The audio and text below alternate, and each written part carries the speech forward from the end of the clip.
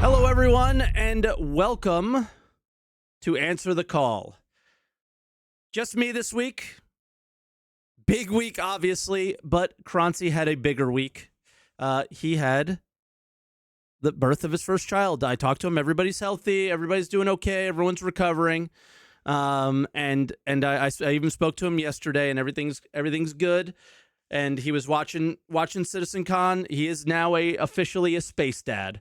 So congratulations, Croncy. That's how we'll start the show out. And obviously we're missing him today. I had the opportunity to bring on a co-host. I thought today, from a answer the call perspective, is way more important to hear your voices. The old school, this is and was the answer the call for many, many years before Croncy came around and improved it greatly. But I think, after Citizencon, the core of the show is your voices, not necessarily ours. So I'm going to do a very quick monologue about my Citizencon experience. It was fantastic. I was blown away, first off, by the amount of people that showed up. I think I told, somebody was like, "Oh, you're going to get a ton of viewers," and I said, "No, it'll probably be like 1,500 at the max."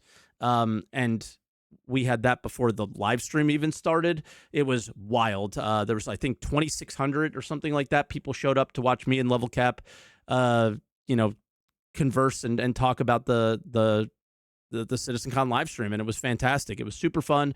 For the most part, like, nobody needed to get banned. Everybody was like super chill. It was not a lot of trolling. I think Level Cap had more trolls in his channel than I had in mine, which is mind-blowing.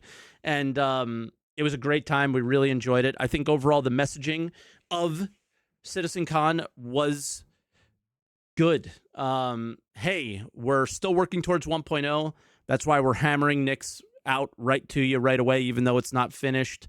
Amazing looking Planet Tech, which, again, amazing looking. Will it translate into an amazing experience for game? It will, you can only stare at the trees for so long. Instancing, very polarizing topic. I think it's going to come out a lot in today's show. I'm not going to harp on it too much, but I do think instancing is important to give good experiences in places like ASD, the main story quest, Siege of Orison, like certain things that just don't work without being like a dungeon. Instancing is great. If they overuse it or implement it in a crappy way, it's not going to be good, right? Some of the ships look really cool. Unfortunately, my account is borked in some way. I can't get to my cart to use store credit on anything. Don't know what's going on there, so I have not flown any of the new ships yet. I can't speak on them. But I can speak on the Shiv. The Shiv had every opportunity to be the first ship that they delivered as only in-game. I understand how ridiculous that is to say when Squadron 42 isn't out. They need money, all sorts of stuff like that. So obviously they're not going to sell ships only in the game, but that is exactly what that ship feels like, gives the vibe of, is that it's this thing that you get from this guy in the game. It's not a thing that you get from this guy in a game, but also go on the website and buy if you want, right? So that was like a smack in the face. Crafting going to tech preview very soon. It also potentially sounds like it's going to tech preview with engineering. That took me a little bit more time to absorb and understand kind of what they're going for. It's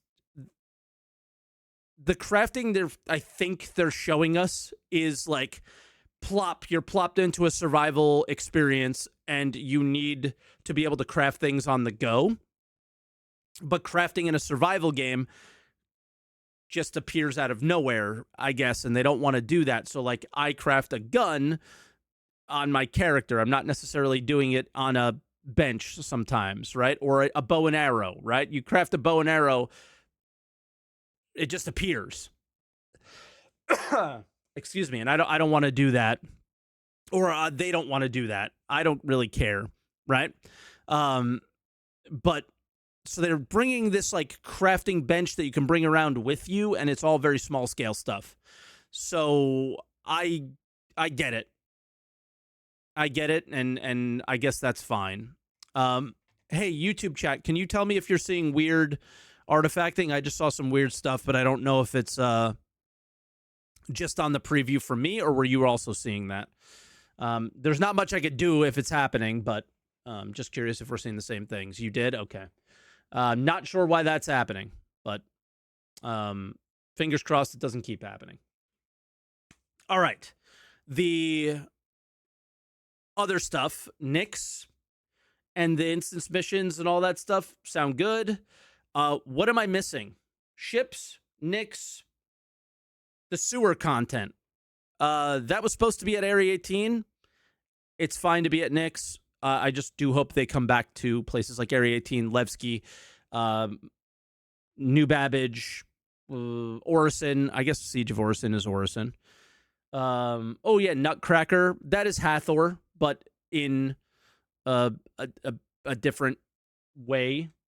So yeah, I don't know. Let me look at my output settings and see if I could change them. See if that helps. Go to a different ingest server. But I don't know. It's there's definitely some problems with the YouTube video right now. Unfortunately, I can't fix it. I don't know what the heck is happening there. Let me see if stream settings have changed real quick. Apologize for but I'm on my own here, so there's not much I can do. None of the stream settings look like I can change anything there to make it better, guys. So here's what I'll do for YouTube at the end. I will just cut out my YouTube on my Twitch stream, and I'll repost it on YouTube. So this will go up a little bit late. So for the guys watching live, I apologize for the crappy video. We'll have to do some tests with Croncy later, but I'll get you a good quality thing post stream. Okay. Rockbreaker, it's Hathor, but in space. Awesome. I don't have much more to say on that. I love Hathor. Cool. The Tactical Strike Group mission at the end is another thing that kind of goes along with instancing. It's great because it's instanced and because it won't be affected by anyone else, and you just do the gameplay as intended without these extra things that can just make it so much worse. What we get from those things need to be affected by, I don't know, like piracy and things like that. Like, you can't just do this freely.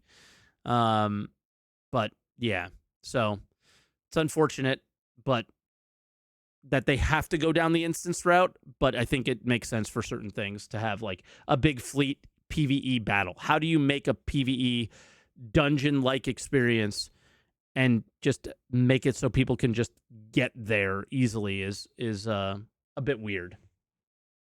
So that's all I really have on it. Overall, I would have said like 5 out of 10, 6 out of 10, because it wasn't anything like great grand. Like, Citizencon's supposed to be this like great grand big ass thing, and it just isn't and wasn't this time.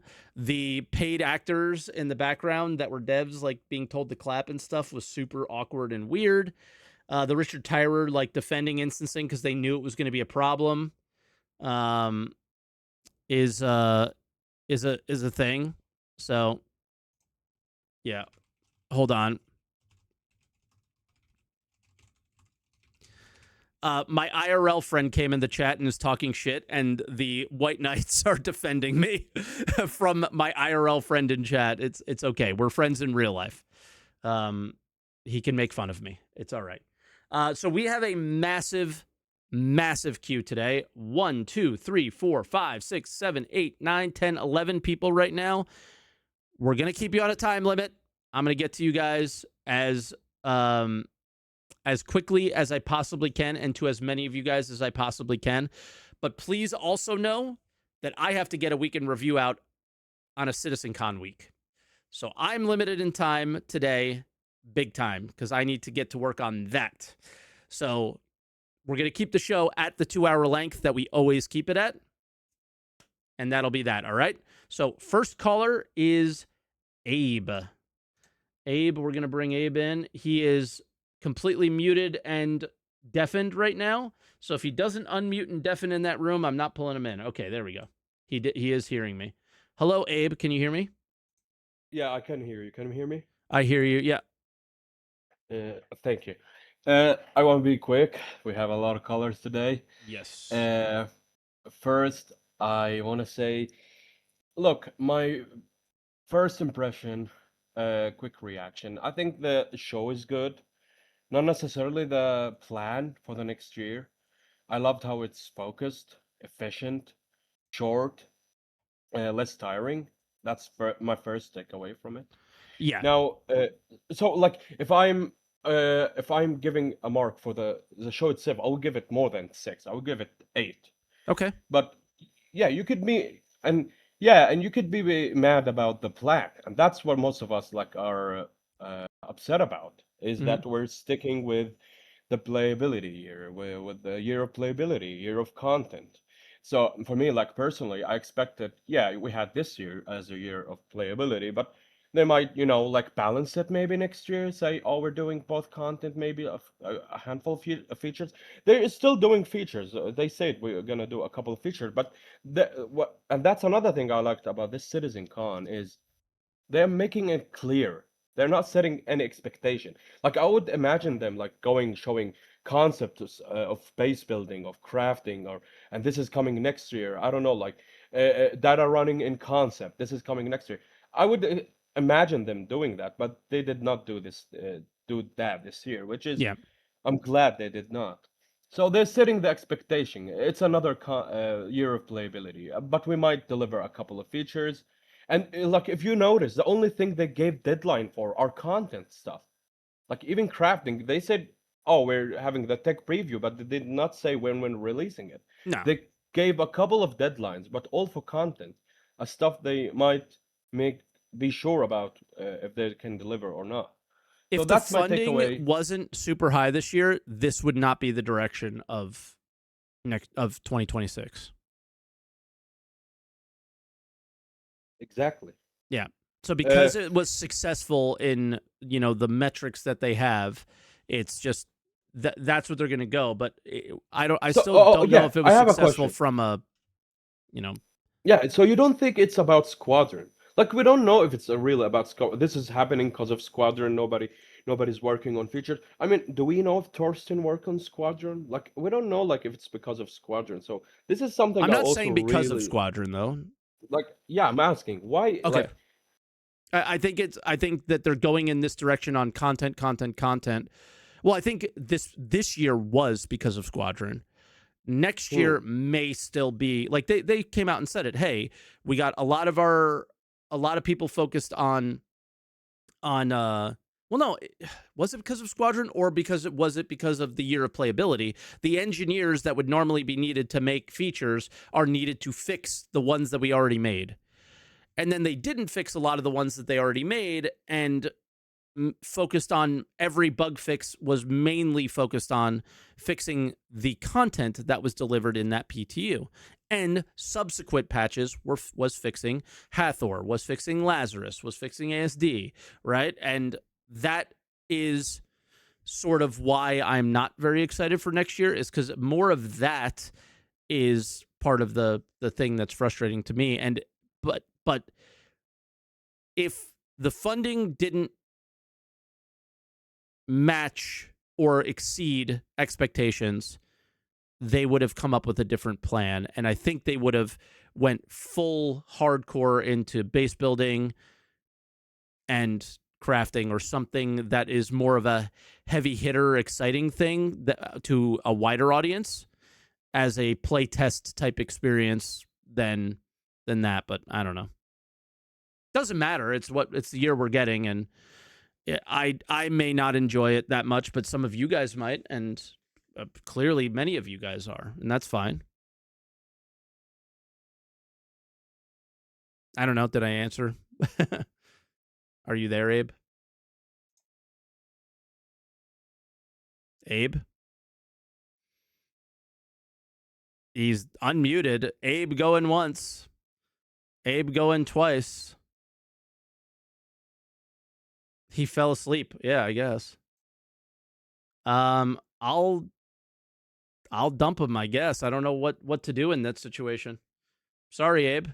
I guess his internet went out. Oh, he literally like left the caller dump too. Okay, I'm confused. That was weird. All right, our next caller is PC 101 though. PC, can you hear me? Yeah, I hear you. Okay, I don't know what just happened on that last call, but all right. All Welcome. right, all right. So, what do you want to Hey, how talk you doing? about? I'm good. Right. So my bar for the Citizencon was like really low because you have Squadron 42 coming next year. I would imagine they pretty much have the majority of the company QAing and just trying to polish that game that I was expecting to be little content next year. So Yeah, my bar was already low. And and I think you can kind of see that. It's mainly there's no features per se. It was all mainly mission content stuff for the players to do. And I think they got to the end of that 2 hours and realized, oh crap, we actually haven't shown anything that we're working towards 1.0. And I yeah, think they had to shoe in the Richard Tyler thing because it did put it over 2 hours and it didn't really match the tone or the theme of it. yeah. And It was like reactive to what already was said.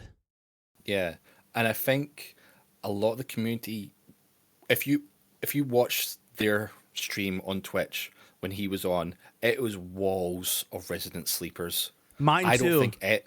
I It don't was think anyone wild. believes anything he's saying. I felt like a Chris Roberts moment. Like, dude, this feels like damage control. We don't believe a single word you're talking about. Yeah, yeah. True. I was like, holy, my chat was going crazy with the like, this is boring, Z's, and just stop. Um, I just rewatched it. It wasn't that bad. I think it was bad in the context of like it had been a long day. You've already said this stuff, and yeah, the whole year of stability glazing part, which I skipped over, I guess, made it a little bit easier to consume because it was like, all right, you're like they're talking to an audience that is past us. Like they don't really play the game. They're checking out, hey, is Star Citizen good? And wanted to see things like that. And so they're speaking to those people, not us.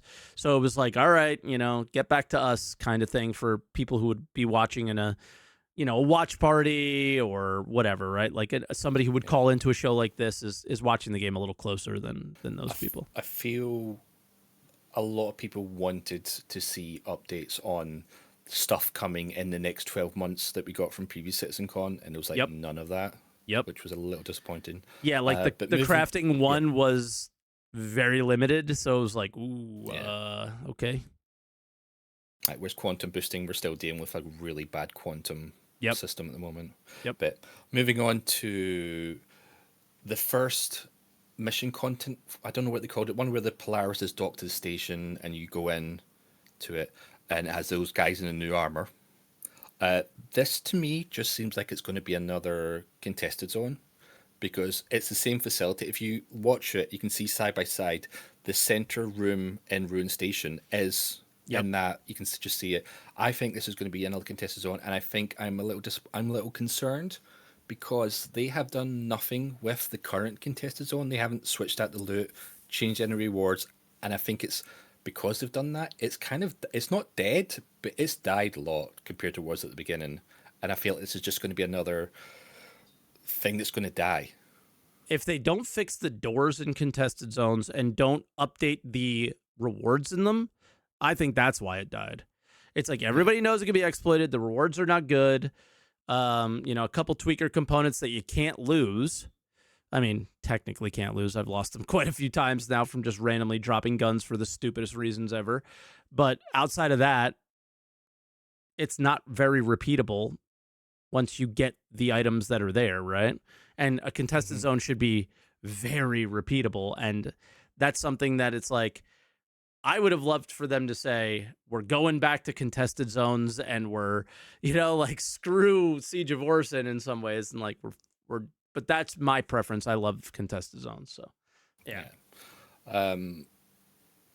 talk about Siege of Wars and instancing, I remember from the beginning, even I remember you saying that this would be Yeah. amazing if it was instant. So I it's got great they're so doing much that. shit for that too, by the way. So much Yeah. shit.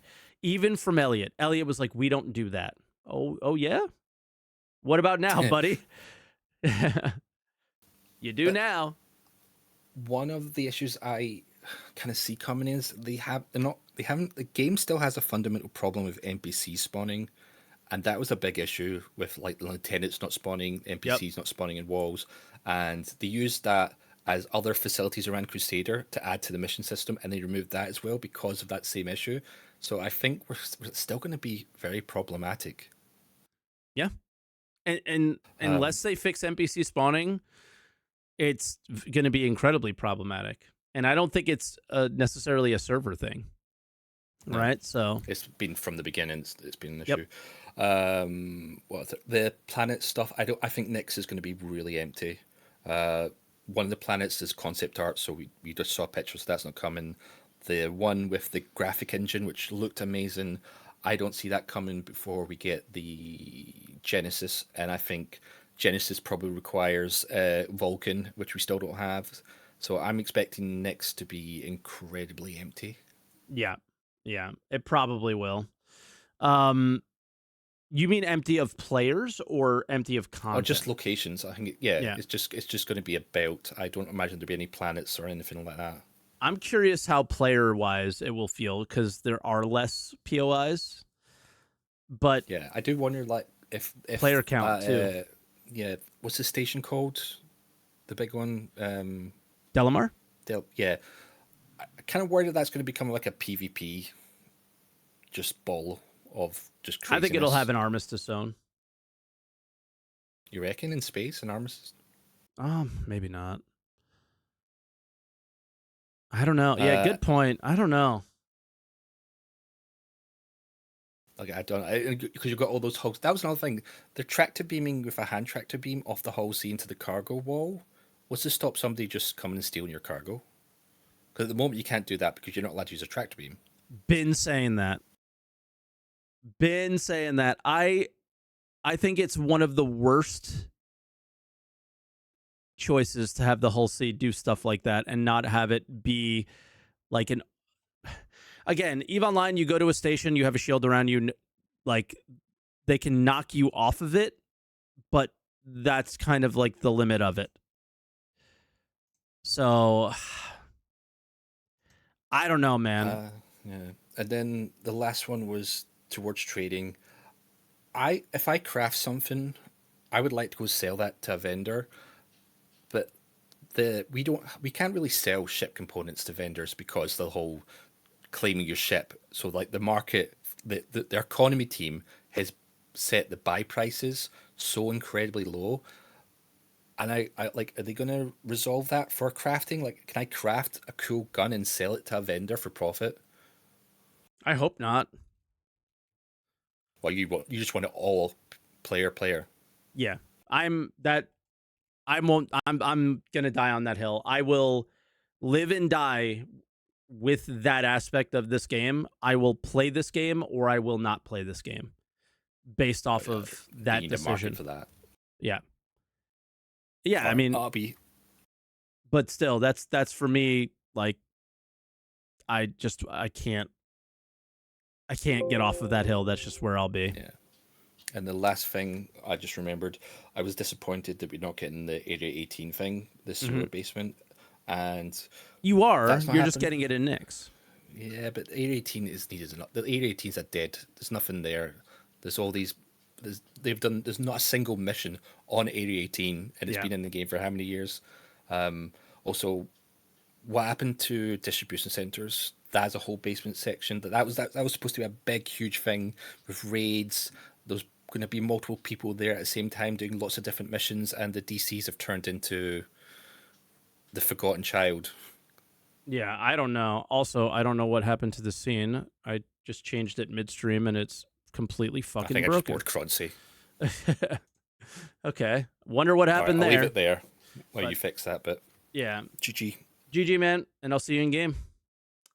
All right, thank you. Catch you up. All right, so that was PC. let's bring in Space. And if any mods are here that can help me deal with the sheer amount of people that are waiting. I have no idea what order people came in. I'm just throwing them in the order in which I see them at the moment, and I'll do my best and try to get to everybody.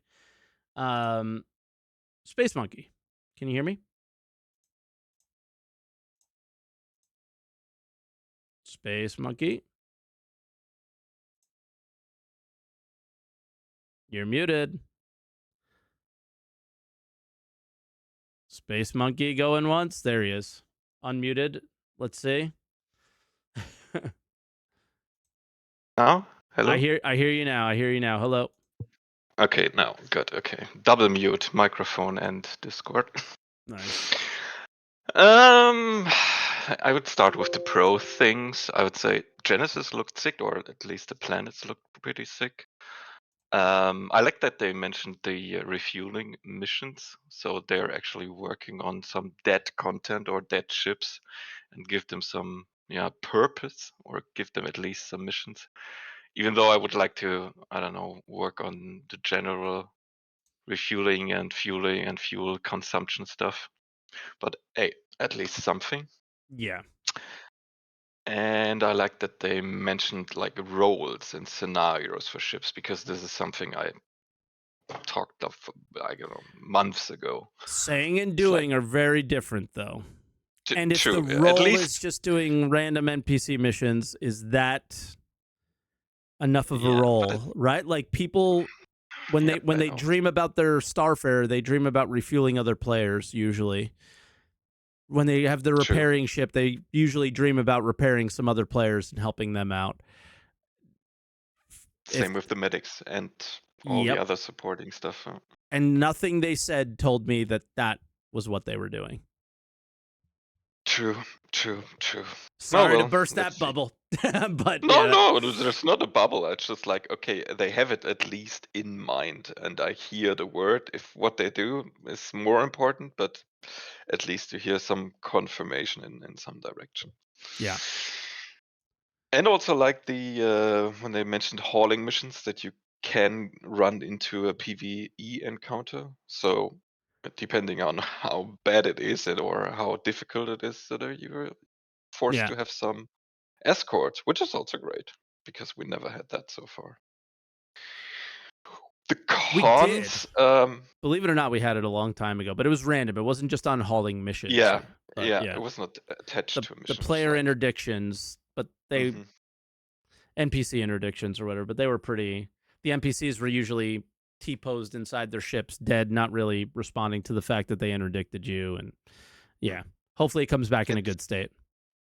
Since I don't know if the master mode change will affect, or should it affect the mantis stuff. It would be pretty effective if you run into an NPC group and they have a mantis and you can't change into nav mode to fly away. It's like, oh fuck, I really need escort then. Yeah, that they were in the. It would happen before, even with NPCs, where if there was a mantis in the area, it forced you into nav and you had to kill the mantis. So that Yeah, but that will happen.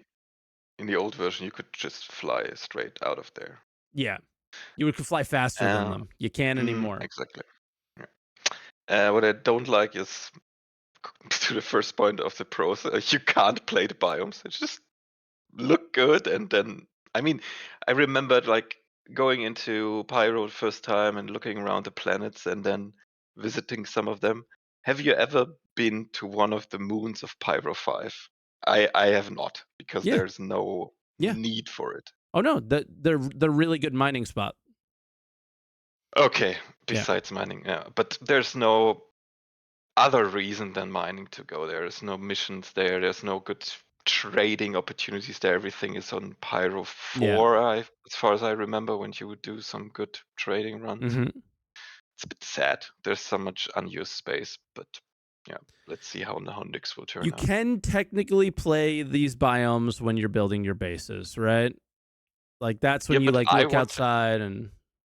Yeah, I mean, for the really good reason would be there is a faction that is doing something on the moon and maybe like farming or whatever, mining and so on, and you have like reputation with them, and if you do some missions for them, you go up in the reputation, then you have access to, I don't know, better trading goods that bring more profit, or Hmm. I don't know, some cool stuff there, or some blueprints for them, so whatsoever. But you don't feel the character. I don't know if it comes back with mission givers for factions, but so far it's like no real motivation to go there.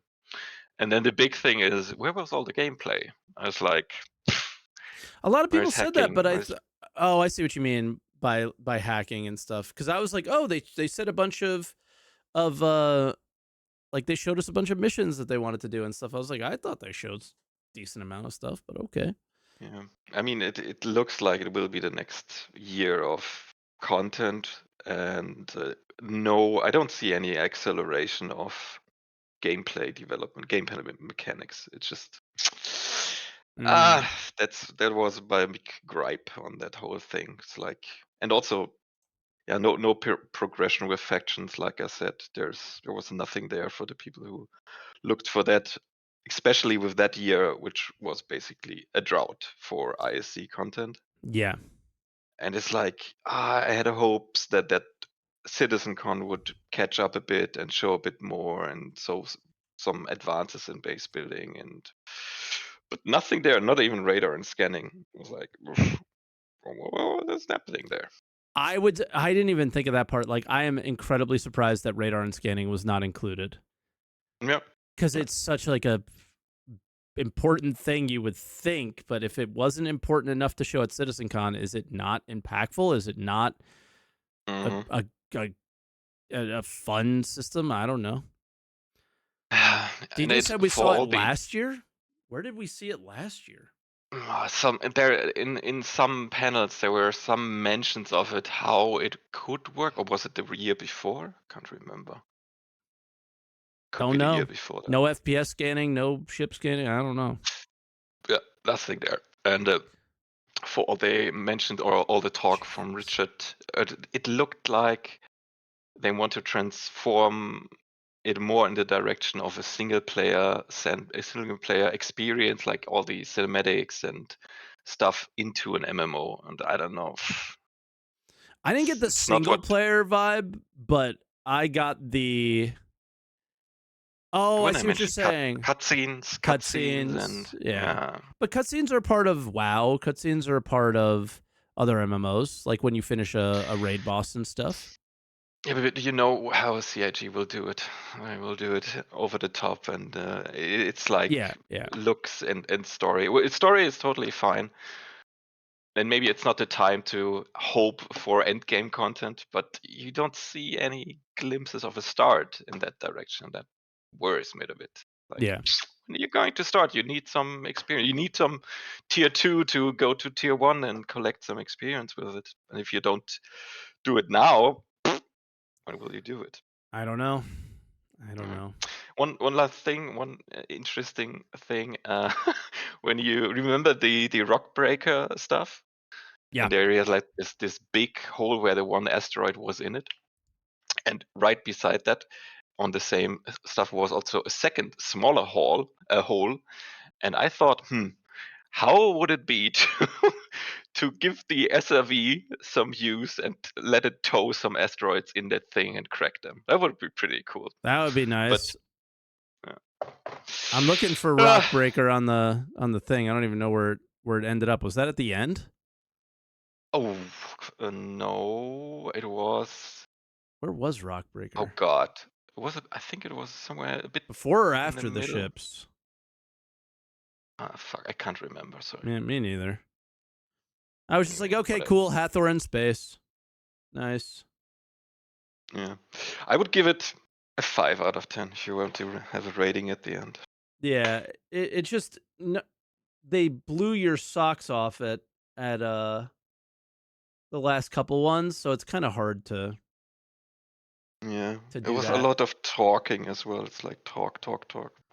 Yeah. I think the first hour could have been Avoided. condensed into 30 minutes. The lore was too much. Yeah. It's like Yeah. I don't need to know the past, what happened so far. I mean, It's all on maybe the the other. website. If you want to know the Yeah, lore of exactly. it's on the website. Go check it out, guys, or go watch Or in Astropub or something. 1,000 YouTube videos before that. Exactly. All right, then Uh, I will hop off. All right, Space. Be good, brother. You too. Bye. Bye-bye.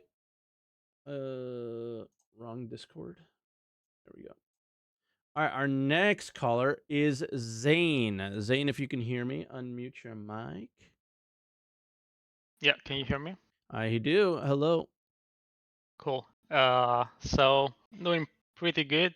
The copium tanks could be fuller, Yeah, what but percentage yeah, full is your copium tank today? Like half? I don't know, maybe 20%. All They right. were almost empty before though, so there is that. There is that. So if I had to give a vote to the Citizencon, I'd say for now 6 out of 10, and I'd be Okay. willing to go up to 7 if at the end of the year, like next year, we actually get this stuff in game, because ultimately that is what matters the most. Mm. Like I would have given the 2023 Citizencon 8 or 9, but like looking back at it, it was a complete waste of time because most of that stuff never like meaningfully materialized in game. Yeah. So yeah, it was like a pretty standard Citizencon, but compressed with like the good and the bad part, like all the Jared yapping. Yeah, like I And thought we were gonna avoid the Jared yapping, and we still got it. Like he had to do it, dude.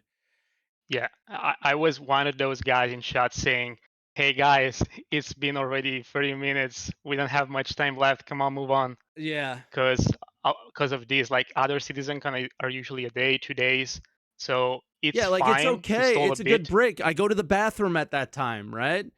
Like all of Yep. this was totally cool at the normal Citizen Cons. It made no sense at this. And then the weird, like you could just tell that this was so awkward. I don't know, like you can see my scene in like I'm sharing my camera. Yep. Like this scene where they were like fake having a conversation, it was just like, what the fuck is going on here? This is so LA. It's like you're not in LA. You're making a fucking video game. Just stop. I don't know. Yeah. It's And so like, we're nitpicking, but it's also just like if they get the feedback from us through this, it was like, can you please just focus on the fucking game, like ever, like without this extra layer and showing your opulence and wealth to nobody who cares. It's just very weird. yep. And like some of the lower parts, I think like we're gonna get them anyway in some patch watch, ISC, whatever. So why not just keep them and focus on the gameplay? Maybe just mention them a bit, but like not spend 10 minutes talking about life skill or stuff like that. Yeah. Like for me though, the highlight of the presentation was the Planet Tech portion. I Okay. know it's mostly like graphic stuff, and generally I don't care about that, but it's more of like a personal thing for me because the demo that conned me into buying this game was the 2016 demo they did at Citizencon The Planet Tech with the one. Desert Planet. Yeah, Yeah. exactly. I think it was like 1.5 because technically the one was the Delamar demo they first showed at Gamescom. Yeah, I And it was there looked like live. really good. That was wild. Yeah, I know. Yeah, and it looked like really good. And I always felt the one we got into the game when they went live with 3.0 was never as good as that. Yeah. And part of the reason was they moved from this like fully procedural approach to creating these chunks, these tiles in a Houdini or some program, and then painting them over the planet. Which is fine, but it breaks at some scale, as they also say in the presentation, because like from orbit, you can't really do large scale features on the planet like huge craters or mountain ranges. And up close, the tiles lack the height map definition. So it's always kind of rounded. And I feel like currently the planets we have are either some hills or mountain-looking things and plains, essentially, with maybe some bumps, because there is lack of that definition. So for me, that was like a validation. Oh my God, CIG finally got this. I mean, we're Star Citizen. At least in the graphic department, we have to excel. And Yes. yeah, at least we got that. But I was expecting at least to show some of like the stuff we saw last year with the clusters of point of interest spread around the planet, which is also important because Yep. at least we have some content, like it feels more alive. Yeah, exactly. But we'll see. Maybe it's coming in for like later iterations. But yeah, I'm looking forward to the new planets.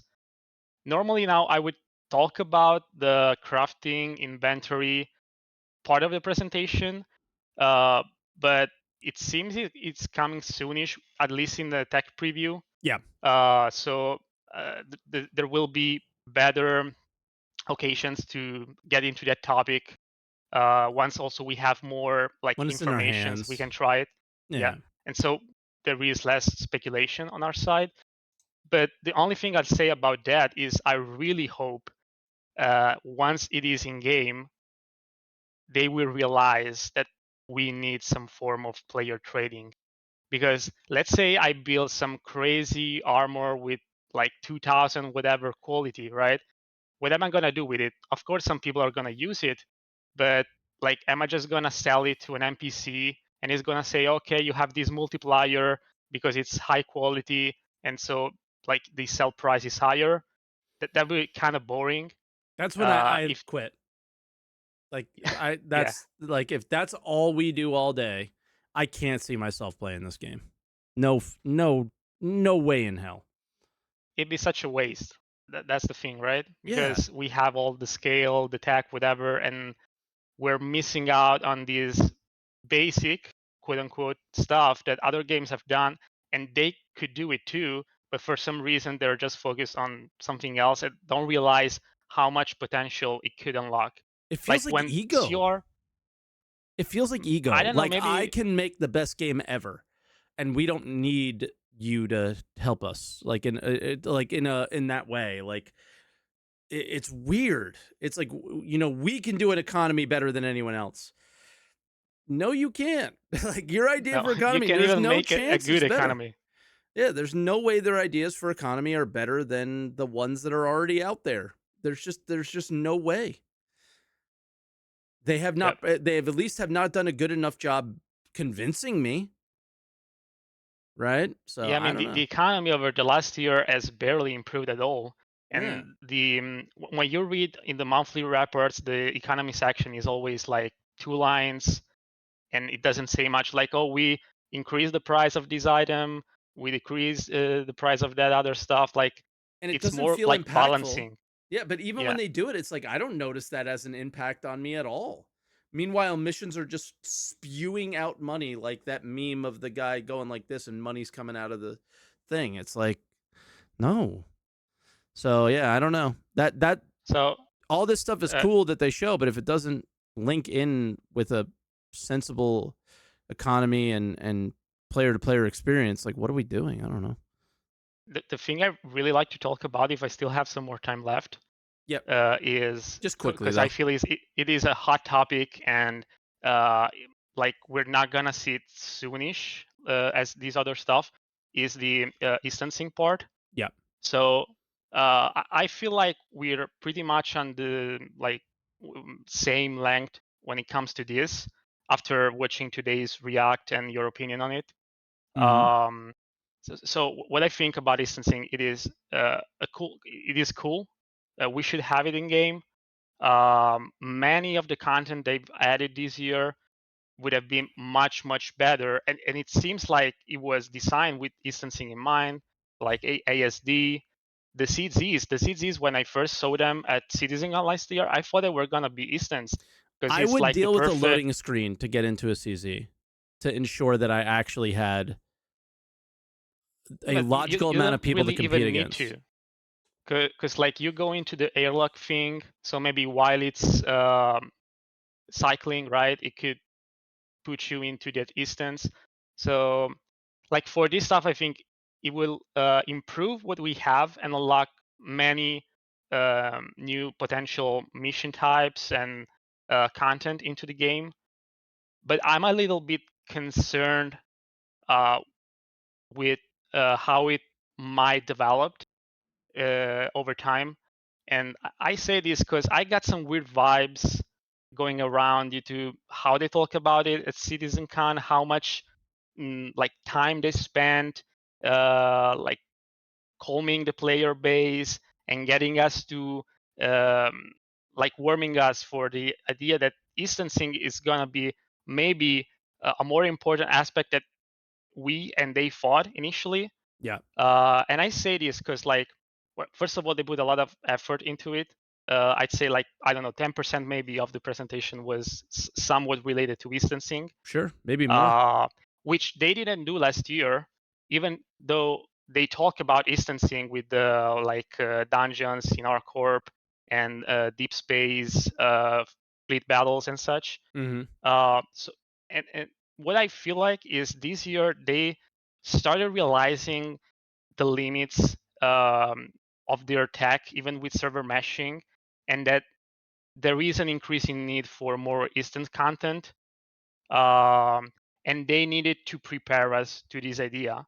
And why I'm saying this is because in the last SCL Benoit did, which is like 1 month ago, he briefly spoke about it, but it seemed like instancing was this far off thing, a little bit or kind of around dynamic Like, server meshing. yeah, like So maybe a after it. year.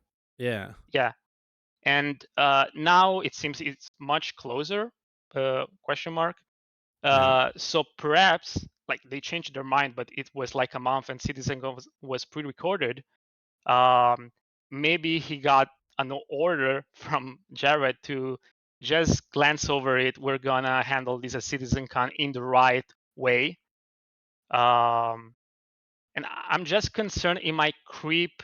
It might be introduced first as I described, and then it might start creeping more and more into the overall game to fix like some of the performance issue Yep. once you have many players, and also some of the game design issues they have, for instance, with landing zones.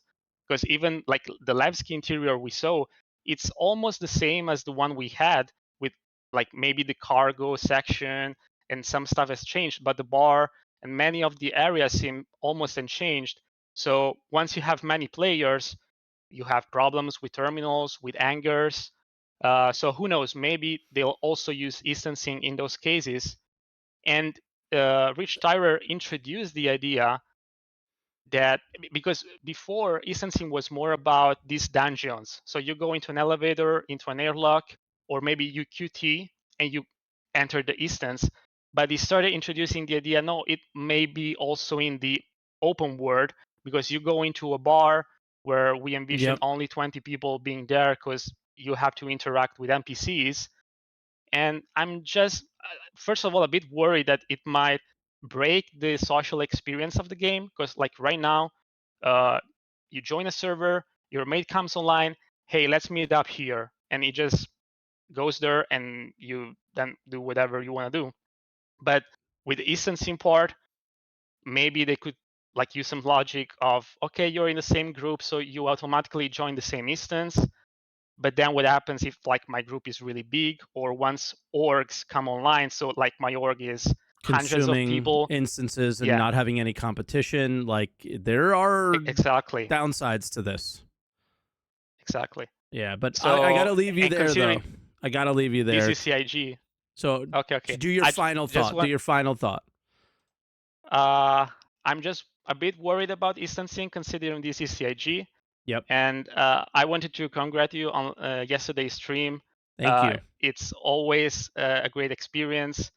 Makes the CitizenCon much more enjoyable, and Thank UL you. level have really good chemistry. Yeah, I really like So him. yeah, I really like hopefully him. you'll He's a good keep guy. doing this.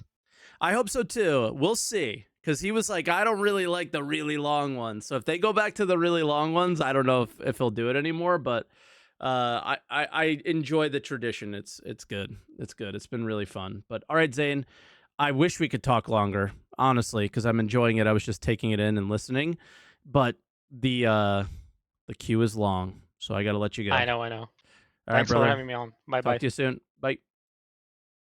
Our next caller is Sid the Squid. I'm just going to change Zane's name to Sid the Squid on the fly. I am here. Welcome. Awesome. Sucks being the fifth caller because everything else has already been talked about pretty much. But Yeah, but you're I guess that's true. I have my opinion. Yeah. So yeah, well, speaking of that, I hate to be the most negative person here, but I would say that's either You're not. a three or 4 out of Okay. 10 for me.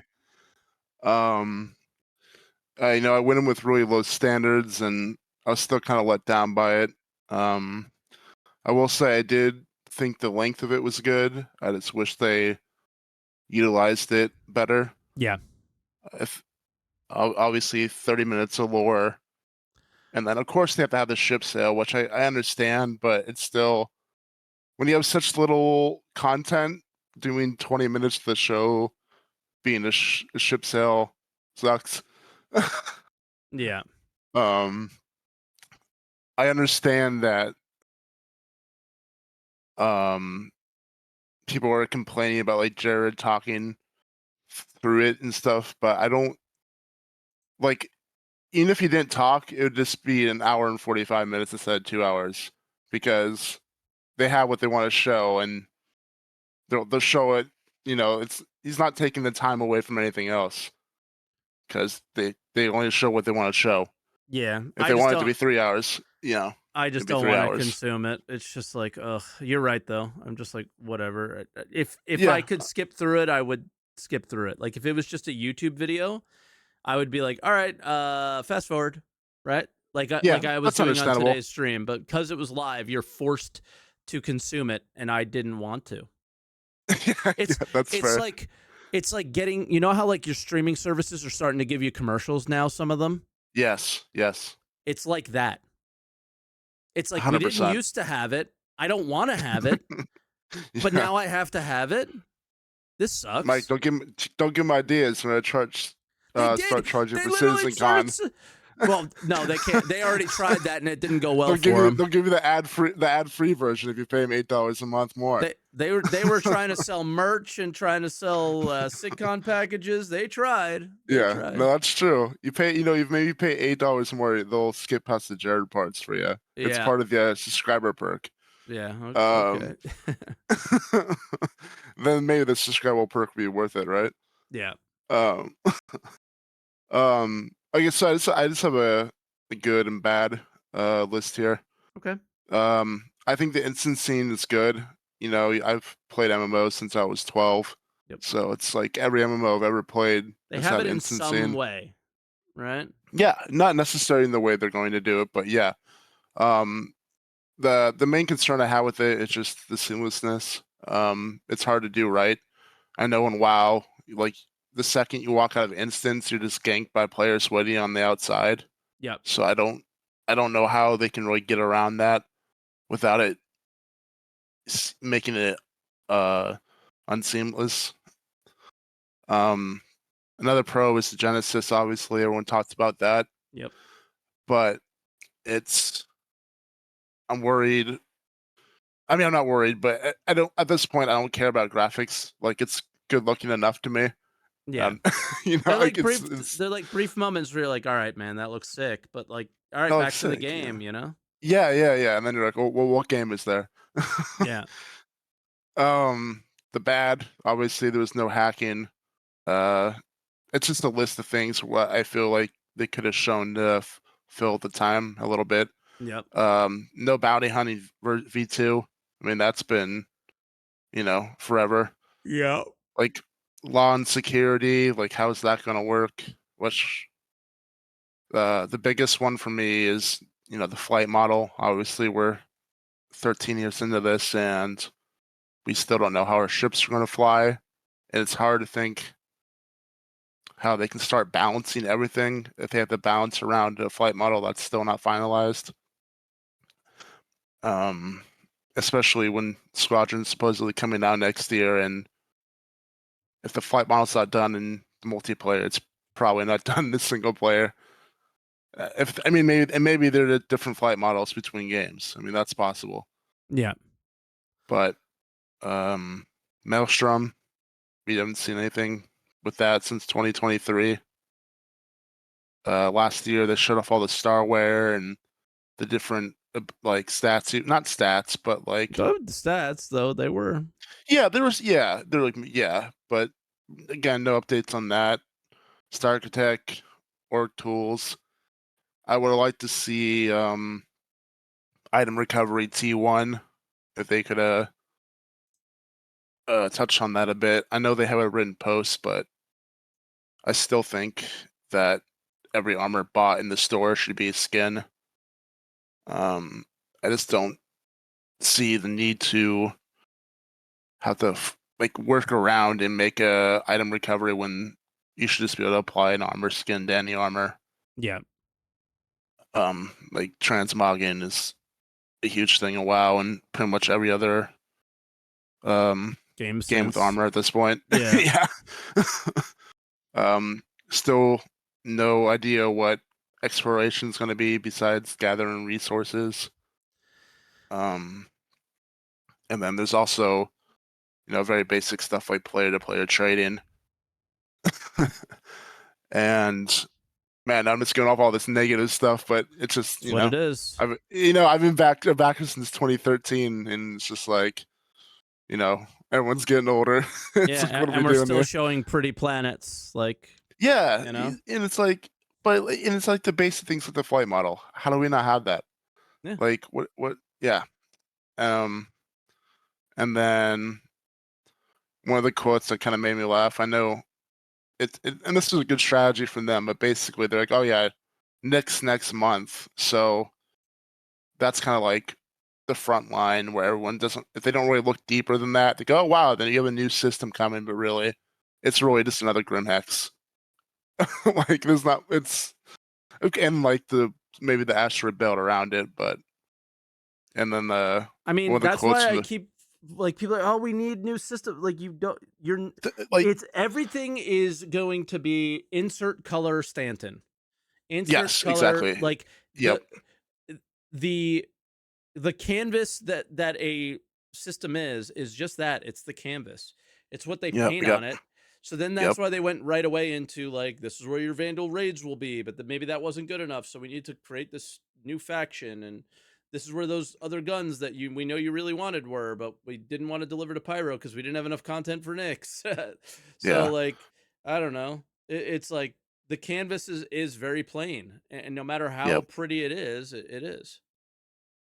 Yeah, one of the quotes from the show, it's unlike the fully ready and fleshed out Pyro, the system Nyx will not be complete at launch. It's like, I'm sorry, when is Pyro fleshed out?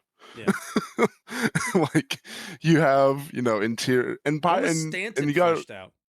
yeah, exactly, yeah.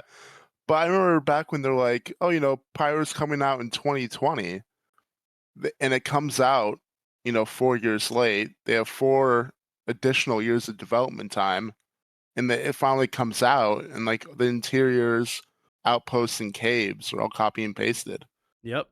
So it's like you had 4 extra years. How did you guys think this was going to be ready in 2020 when we received it in 2024 with how it is? Like, because they don't know until they start trying to do it, and then they keep saying what their intentions are. But yeah. So, and all then, right. Be quick, because I'm looking at this list and I want to get through them. So Yeah, I'm going to start cutting you know people what? off earlier. That's fine. I totally understand. Croncy's usually the good chatting bad with guy ya. here, and he's like, all right, No, time no. to go. And I can't, I'm not being the bad guy today, so I got to No, be. absolutely. I totally get it. I want other people to talk. Yeah, no problem, Sid. But no, you could do it like, All right. I'm not cutting you off. Final thoughts, Okay. and we'll let you go. I just want my pyro solar flares, man. Make it different. All right. Yeah. Rock and roll then. All right. See you. All right, Sid. Be good, buddy. You too. Bye now. All right, next caller, Zolo. Zolo, can you hear me, man? I can. All right, what's up, man? I got a concrete list, so I'll try to be swift so that we can get to other people. Sounds good. What do you want to talk about? My rating for this sitcom is subpar at best, 4 out of 10. Okay. If I had to sum it up, it'd be like going to the grocery store and buying a bag of chips only for it to be like 70% air. I'd have to sum it up with this, what we're watching right now. This was Yeah. my favorite part. Yeah, I love just spending resources to mocap Jared just for a bit that nobody was interested in. I wasn't even listening. I don't even know what was said at this point and what happened. I just ignored it completely. I had to come in late, so luckily I had while I was catching up, I could just skip over all of the Jared bits. Yeah.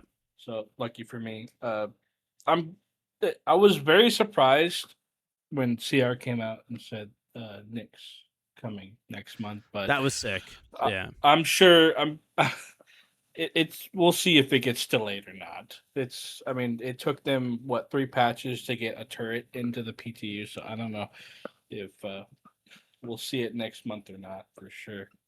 Oh, you'll see next, but it just won't work or there'll be some problems, but you'll see it. Yeah. You know what I'm most looking forward to?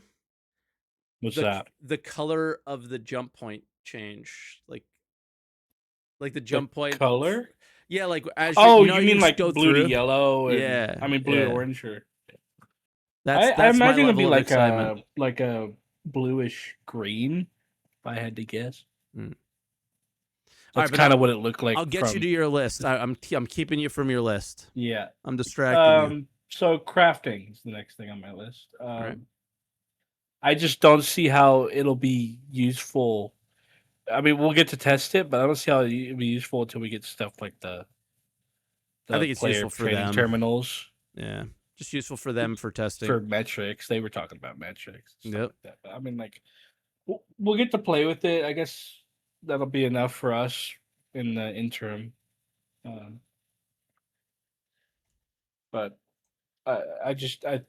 it's a precursor to base building, and that's my end goal personally. That's the only thing I really care about at the moment. Yep. Truthfully. And to go back to what PC said earlier in the show, I wanted to kind of extend on. I think the planet for Nyx, I don't know what it's called. I forgot the name, but I think we have an idea of how they build planets from kind of a couple other Citizencons. I think they could take the Genesis tech and like craft the cliffs and the valleys and stuff that they showed off it during the Citizencon and kind of leave out the rest of it. So we might see the planet. It just won't have everything, all the fancy dynamic stuff, because it's kind of banking on the whole GPU asset propagation stuff for all the rest of that stuff. So the grass might not look pretty, and we won't have the fancy tiling stuff and all that. So Okay. hopefully we get the planet. I hope it's just not a barren system without the planet that they showed off. What I don't understand is Nyx is an asteroid and that's its main city, yet you have this beautiful planet that nobody lives on. What's the deal with that? It has makes grass. no sense. It literally has grass and they're not living on it. I'm lost. It's kind of confusing, but I hope we see it. I hope it's just not Levski and that's it. And then the Nyx version of the Air in Halo. Okay. You keep talking. I'm sorry. I'm reading text from my mom about my grandfather. But just keep going on with CitizenCon and my thoughts and opinions. Mm-hmm. I think CIG's just kind of like they keep missing the core principles of an MMO every time they get a chance to kind of add like really engaging player-driven dynamic content. They kind of completely miss the mark and kind of Frankenstein it to this like cinematic, catered, like hard-coded thing, bespoke. Like take the worm for example, the bespoke location and all that. Like I agree with you. It should have been dynamic. You should have been able to encounter these things in a sandbox way out in the world, just randomly, like unexpectedly, and it would have been a lot, but it doesn't even really seem that difficult to do. I mean, they could be kind of like the ASD facilities where there's like 120 spots on the planet, and it just varies if you randomly run into these spots. Eventually, we'd eventually get them out, but like for the most part, nobody would really know where those are. And I think since I'm a pirate, I'm gonna obviously rant about that. I think another example is uh, hauling pays way too much, and they could have really made commodity trading really cool and the center focus for haulers instead of giving them 700,000 AUEC per whole sea mission. How about these new missions with Hull C? What are they going to be? 1.5 mil? Probably these new. You talking about the interstellar ones where you have to go through the jump gates and stuff like that? Yeah, yeah. I think they missed the mark on that one too. We'll see. Right. Like the only hauling thing, is hauling. Like it's not supposed to be interesting. It's just the payouts are so weird. I just wish we were hauling for other people, not for NPCs. yeah. I got two things left on my list because I do want to get Okay. the other callers in here. Instancing, it seems kind of like if the ASD facilities were instance, people would just camp outside of them and kill people as they left, unless Yep. they give some way for people to depot their stuff within the facility. That way, when they leave, they can retrieve it back at their home station, which that doesn't seem fair, really. That makes but no sense. Yeah. yeah, like it seems like they're trying to solve a problem with a half-planned solution, Classic. and it just doesn't make a whole lot of sense to me. And the last thing I have is just a little tidbit. The new turrets. I really hope they replace Armistice Suns with those, and to just allow people to. Oh, those giant laser turrets at the end that were destroying like big ass like ships. you shoot somebody in a landing zone, you just get one tap by by a by a massive laser bolt. And Yep. The last thing I have is the new ships. I mean, they're not going to stop selling ships. We can always count on that. So. Yep. The Paladin is a decent ship, I guess. That's the only one I've had a chance to try out in the PTU so far. A lot of my friends are having issues getting the Stinger to even show up. So I'm not even don't able to have buy anything. anything. Just constantly getting errors. I can't get to my The cart. I couldn't copy my account for like 4 hours after Citizencon because everybody was trying to get into the PTU. Yep. But that's all I have. I want other people to get in here. I'm gonna end it here. All right, brother. Those are my thoughts. I really hope we don't get another year of narrative. I want at least a balance, please. That's all I want. Yeah, we'll see. But that's We'll it. see. You All right. you have a good one. You too, Zola. We'll see you in Discord, man. Be good. All right. Next caller is Warbot Nix. Start moving everybody real quick. No, take your time. All right, there we go. What's up, man? What do you want to talk Hey, how's about? it? Well, since they mentioned crafting, I came out of the woodwork. Yeah. Very, very brief mention, but a mention. Yeah, it looks like it's just here's the starting point we're gonna go with. And I guess it is kind of cool that you can put that on any ship that has a cargo grid, so you can craft on the go, which is not a terrible idea. I was actually at the bar Citizen yesterday, and guess who was just literally just eating pizza behind me, and we had like the longest conversations. Who? Ben Curtis and John Crew. Oh, cool. So you're just talking spaceships then? Yeah, well, actually, no. Ben, we talked about other things. He's a really cool guy. He seems everyone cool. who is just, yeah, he's cool. John, of course, like a lot of people go up to him to talk about ships, and I do hear about his plan, his like sort of like mental, I guess, organization on where things are. But yeah, the one thing I did take away though, like John did mention that he was using these events he goes to sort of like gauge where if the Orion should stay RSI or it should not. If the Orion should stay RSI or not? Interesting. Mm-hmm. Okay, Yeah. so they're actually thinking about the Orion. Yeah. So I Mining did hear content things. coming, thinking about the Orion. Nick's focused on Orion. Interesting. Yeah. So he was talking to the guy next to me. And I did hear a bit of the conversation where he was thinking about like how he would go about doing the interior of the Orion, and then like limiting like, no, this will just be just to see how to make it, a little bit more efficient. So it was quite interesting to hear that that's what he was thinking about. I did ask both of them about the Arastra, and it does appear that like they really just need to wait for refining to come in for that to do anything. Okay. Um, let's see.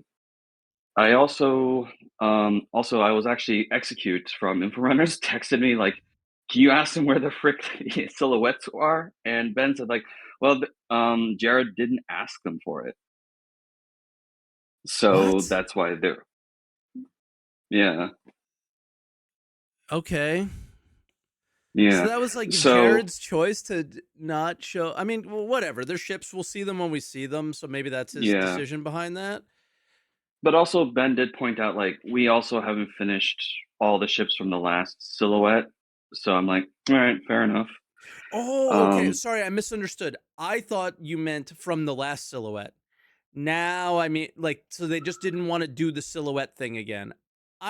Yeah. That is a weird omission when you think about it, because that's something that we get really excited about every year. We all look at the silhouettes. Hmm. Which one is that? Which one? It was a fun part of the experience for us. I'm surprised. I think it Hmm. shows at times maybe how disconnected from the community Jared actually is, and he kind of just does his thing. Yeah. And for just as a from content creator to content creator, it's probably a mental health, like, just I do my thing, I don't read the Hmm. comments, and I just do my thing. And maybe he missed that one, and that's understandable, right? Yeah. Maybe we see it at Yeah. IAE. I do hope so. Ben didn't rule it out completely. He was Yeah. like, yeah, he also found it weird too, but he's not too sure if they're going to do a silhouette before the end of the year or not. So don't don't take it as a promise or anything. I'm not, but they should. Um, We like it. yeah. So Mm. the best place to do it would be at the IAE SCL. So and then like overall though, the overall sentiment in the Bar Citizen in DC was very positive Okay. overall. So Of course, if you're going to a Bar I Citizen, you're not gonna yeah, start screaming and rioting. It's yeah, but I also had Discord and Twitter up. I'm like, all right, oh God. yeah, that's where people say their actual opinions. Yeah, so People as keep soon it as I chill in saw public. more, yeah. Now I did was listening to your previous caller. The one thing I don't know how they're gonna be able to stop the camping of FPS instancing, but the space instancing is actually they actually describe how they're going to do it. So we warp to a location and then it'll pass and then we sort of like seamlessly go into an instance zone. Yeah. So that's very difficult to follow, like if you were like a pirate or a ganker. Yeah, So but you would need to you mean like you- open world FPS stuff? hmm? Yeah, You mean instance that? FPS. So basically, Yeah, that would be the mhm, hard part, like a Hathor or whatever. But they just wouldn't do it that way. The instance mhm. would be used with like an elevator or something like that when getting to a location. I would guess. No, but for the space battle instance part of it though, Yeah, but you at said the something end. about FPS being difficult, and it's like I don't think it's that difficult if they just keep it Oh, inside. So, but yeah, but yeah, what about when you come out though? Like then this, then you so die. Like that's where the risk is, I yeah, guess. yeah. So you would just need to log out right out of the safe zone, Or like fight, right in the safe zone. or fight, Yeah, or that or too. fight your way out. Yeah, This like logging out, and it's yeah. yeah. I don't know. So Yeah, so that's overall like what I yeah, and we talked about other things, so that was non-SC related, so it was really cool. So, Yeah. but overall though, if I were to give a rating really quick, I would say, yeah, personally for me, I'm gonna give it a 6 out of 10. A lot of things I was kind of hoping to see at least like at least a bit of detail or an update were not there. Of course, Yep. base building was omitted. Genesis, of course, is everybody's highlight. I have to say, yay, pretty. It's New Zealand. Then I do like that there's going to be a third system because at least now there's alternative routes to get to certain places that you want to go. Now with crafting starting to come into testing, I do hope to like just start going to Nyx and just start mining and gathering stuff and trying to tinker what they have with blueprints as I gather them in Stanton and Pyro. Yeah. So yeah. Honestly, the ship part honestly it felt short to me, so I didn't feel that it dragged on, but I did look at the timer like, okay, it did take quite a bit of time. So I was disappointed in that. But I guess because they didn't have a silhouette and didn't go into like full detail of like their plans for ships, because they already outlined it for the last 2 years, so I don't see why they should anyway. But other than that, yeah, there's just a lot of things missing I wish they could have shown. Yeah. And the Jared stuff, I was like, all right, bathroom break. Yeah, I wish I could have gone on a bathroom break at that time, but we never knew when they were coming back. Like my wife kept coming in and saying, "Are you Yeah. good?" And I'm like, "I don't think I want to eat and drink during this because I got to stay on top of it." So I was like, "Yeah, I'm good," and I just ate and drank after. But yeah, hmm I'm with you on most of Yeah. the stuff, of course, and it's just I think I think them leaving certain things out might be almost better in the long term when we get to have it. Yeah. You experience it for the first time without this. They spoiled a lot, right? I'm glad they didn't Yeah, spoil everything. Is basically how I look at it. that's actually one thing I have a huge criticism about. Yeah, thanks for reminding me. I want to discover the story when I get there, not the full synopsis given to me right through a video. Yep. Because part of the MMO is like you're moving to the next area, you discover the story there, get wowed, but now I just feel like, oh, you spoiled this entire ending. I don't feel like watching the movie. Yeah. It was weird. Yeah. Like, imagine not Yeah. doing story well in your game already and then just spoiling it instead of after maybe doing the video. So, like, in case you didn't understand, because we're still in alpha, this is what happened. I was like, oh, okay. But Yeah. no, beforehand, I found that to be weird. But Yeah. So, alrighty then. Well, I will head out then. I just thought I'd pass on the information I got from Bar Citizen. appreciate All that. right. Yeah, man. Appreciate it. That's awesome. All right. Catch you later. All right. Take care. Bye, Warbot. All right. Next up is Treesend. Treesend, can you hear me? Yeah, sorry, I just had to mute the stream. Of course, of course. How you doing? Pretty good. Yeah, how you going? Good. Good. So I kind of everything I was thinking about's kind of been touched on at least a bit. Of course. But the thing I really wanted, I had a different opinion on the crafting than you. Okay.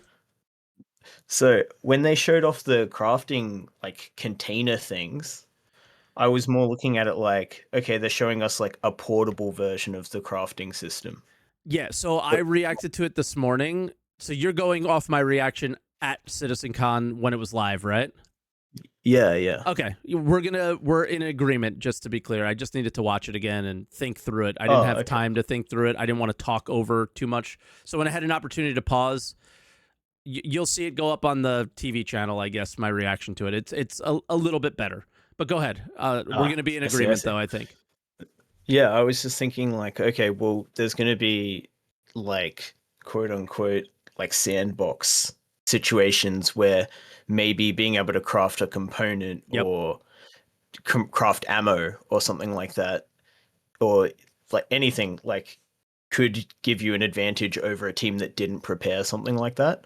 Yep. So you can, if we can put mixed crates into this thing, so if we can fill it with materials and then load 2 crates of like a variable craftable Recipe. materials into that, yeah, and then bring recipes with you, you can be ready to go at like the drop of a hat if something happens, Yeah. kind of thing.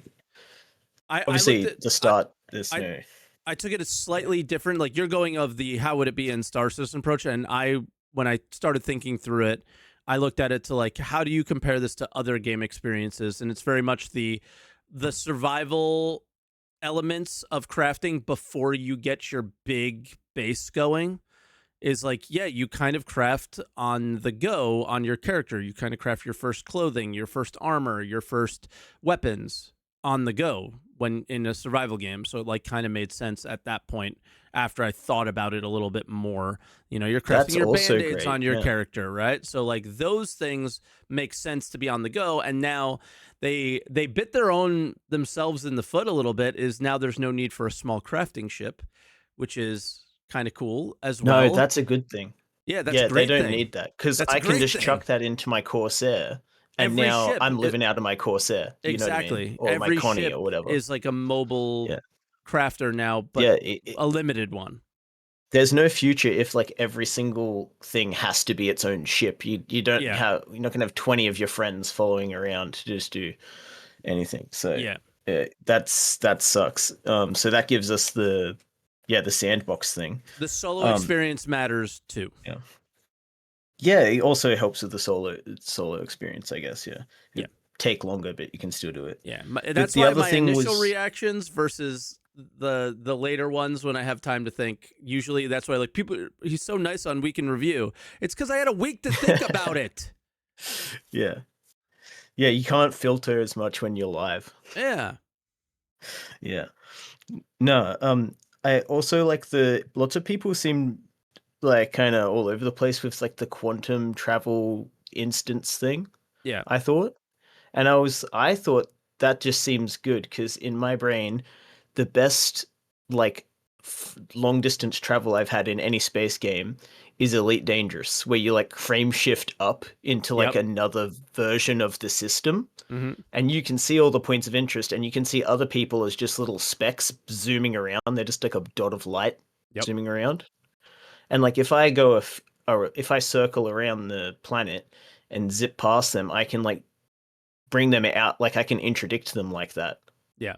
In there, but like if I'm going, you're not catching me. I'm gonna zoom straight into like that place and drop out of like my frame shift, and like I'm like, please tell me this is like a step towards controlling the ship in quantum.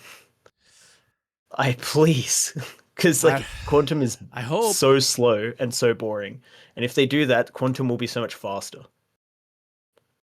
Because they're not going to make you like sit there and like, you know, put in a straight line. They're going to make you fly around the sun, like come into the planet, and then boom, it just appears in front of you, you know? Yeah, I've wanted the frameship drive experience way more than the current quantum drive one that we have. Like I played very limited time with Elite, but that was like the wow, this is something if I could pull it over to Star Citizen, I would do it in a heartbeat. It's just dead air, like, you know?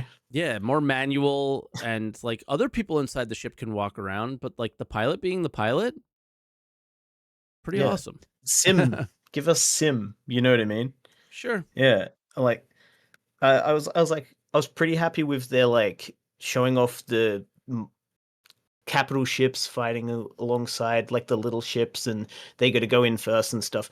At least they're thinking about like how is this gonna work? Yeah. You know what I mean? This is like a test bed for like squad tactics or something, I feel like hopefully. Like but like in ships. So I kind of like that. Obviously they're bringing in a completely busted system. It's like first they brought in busted Pyro, they're bringing in busted Nyx. And the planet makes no sense because why is it like pristine, beautiful planet and they're living in this like shithole? I have no idea. It's so weird. Just there's just a bunch of cunts living in there. Like they don't understand. It's like, no, we hate nature. I don't know. Or Unless we're gonna get there and it's freezing. I or don't they're know. Maybe based it's like, and yeah. they love nature, so they don't want to mess it up. Yeah, maybe. Like, I'm hoping that it turns out like it looks great, but the environment will destroy you. Like if you don't have the right suit. The Like lore it's that's just being like said in the chat is terraformed bad or the something. planet got terraformed recently. Okay, Yeah. sure it did. Yeah, but like maybe it's like freezing cold, but it, like plants can grow, but it's like it's too cold for us. So I don't know. Do something. Yeah, Acidic maybe. air or something. Yeah, maybe not breathable atmosphere I don't know. for us. That's still a station doesn't have breathable atmosphere unless we put it there. You know. True. Still True. stupid. I would live on the Yeah. planet over the station any day, but that's me. Yeah, exactly. Yeah, and so that just annoyed me. But yeah, the planets are super improved if they make it drivable. Like I just let me drive around. Where though? There's nowhere to That drive seems to. good. Yeah, Where there's the fuck no are you gonna point of drive? interest. That's the only problem. There Unless are, there's but like they're not mining close enough sites to there. each other. Yeah, I don't You're know. gonna Maybe drive for the 6 hours to get to the next well, outpost. if the rocks are clustered together, like if I find some, maybe I can come back and mine it again. You know what I mean? But it just depends what they do with the actual things you want to get. I think So yeah. their idea of vehicles is very much what they showed last year of like you're gonna drive your vehicle around your base. there. See, we told you they'd be useful. And it's like, no. yeah, that's what I think, man. Just racing around my base. Yep. But now you could do Oh, like okay. Daymar Rally better with this, which is I'm seeing in chat. So yeah. But you got anything else before we let you go? Because we are coming up. I just wanted to touch on the ships that they put into the game very quickly. Sure. So like they put in that the Valkyrie looking thing. What's that called? Paladin or something? Paladin, yeah.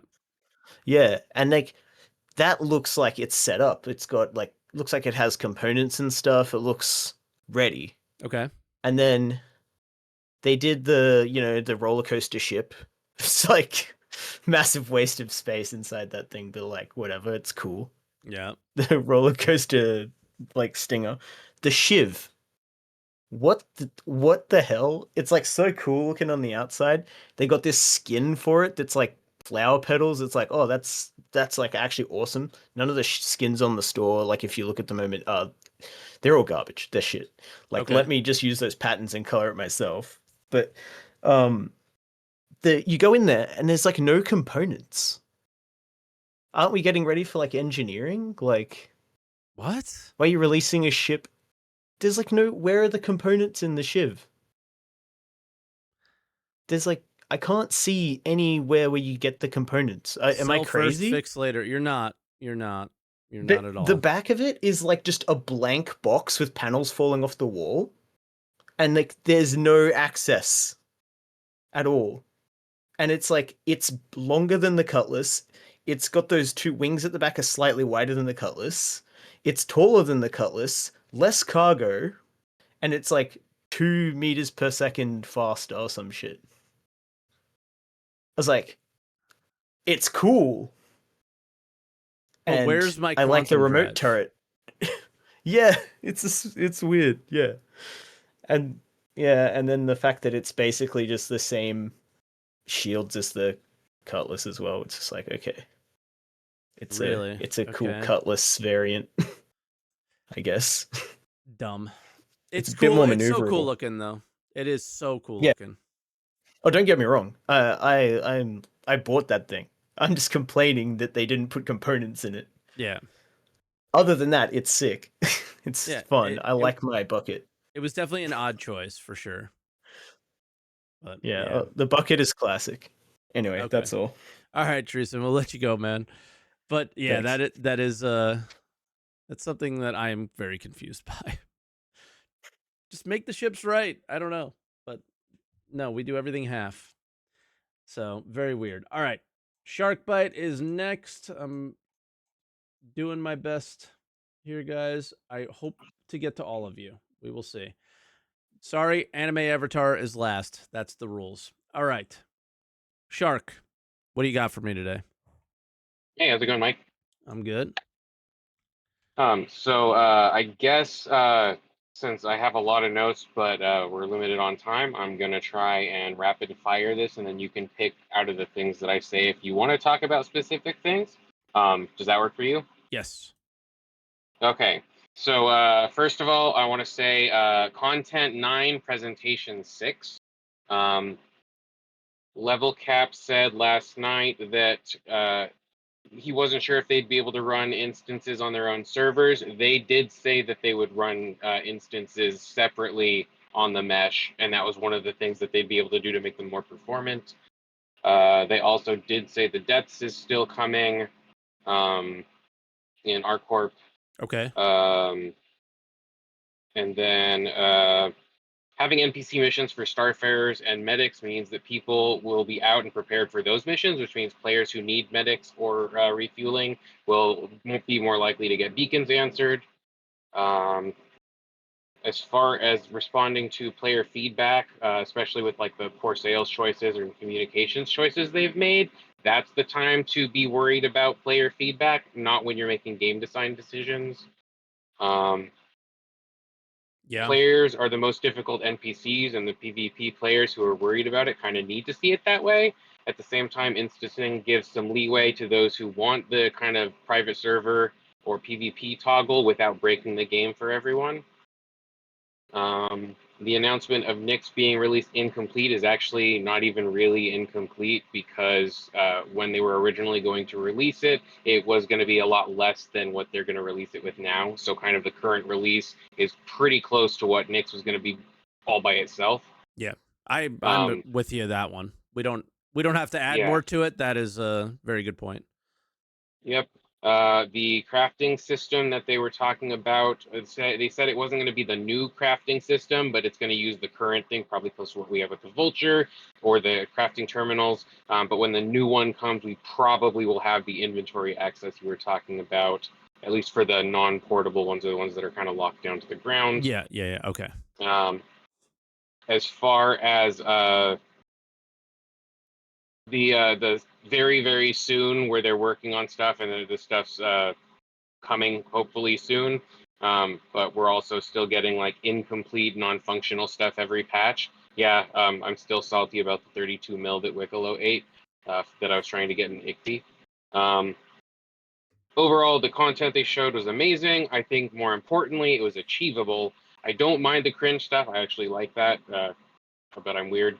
I do think that the way that they ordered it was very anticlimactic, and because of that, Agreed. because they did it in the order that they did, I'm not sure if it would have been more appropriate if they had maybe ended with something like, "Oh, and by the way, Nyx is coming next patch," or whatever. Yep.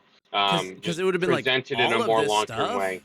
All of this stuff next Yeah, patch. exactly. But then they would be like, Yeah. well, not all of this stuff. That's why I think they did it at the beginning, because it's like Nyx is coming in the next patch. Then they told you what you're getting in the next patch. Dropped really and hard. Then they did the what you're not getting in the next patch with like the Yeah, planets. and that was like a letdown instead of a build-up. Yeah. So yeah, they kind of blocked themselves. Rooster blocked. Anyway, and then the stuff that they left out, though, the stuff that like a lot of us were looking forward to, more details on the crafting system, more of the like, what are we actually going to be playing over the next year? I think that may have also been an intentional choice to give Jared more content to actually put out more ISCs next year, because that's one of the things that like I've liked most of this Feedback-wise, year, people but were I have pissed. Yeah. yeah, I've missed a lot of the ISCs. That's one of the things that I look forward to every week. That kind of Yep. like sets my schedule. Is like, what are we going to be seeing? Hey, So how yeah, about that's what I have. it is a complete fucking waste of money to Yeah. have X amount of employees working on things that don't get worked on. Yeah. Like, there's no way that they didn't have a more chill year from the the video standpoint than they did last year, let's say.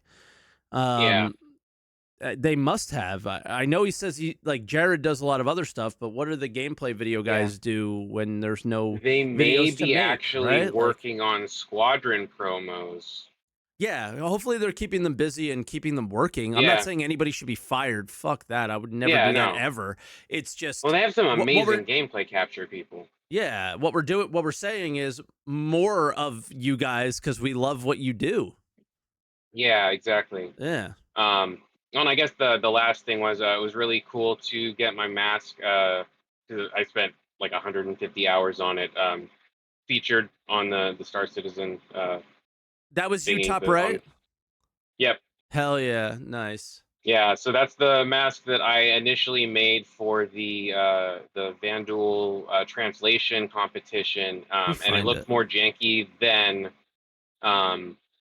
And then I ended up spending like the last 4 days going back. I went inside and carved out the for anyone who wants to do silicone work. If you need any hard like skeletal structures, the lightweight it's the oven baked polymer clay Sculpey is amazing for giving you some hard features underneath.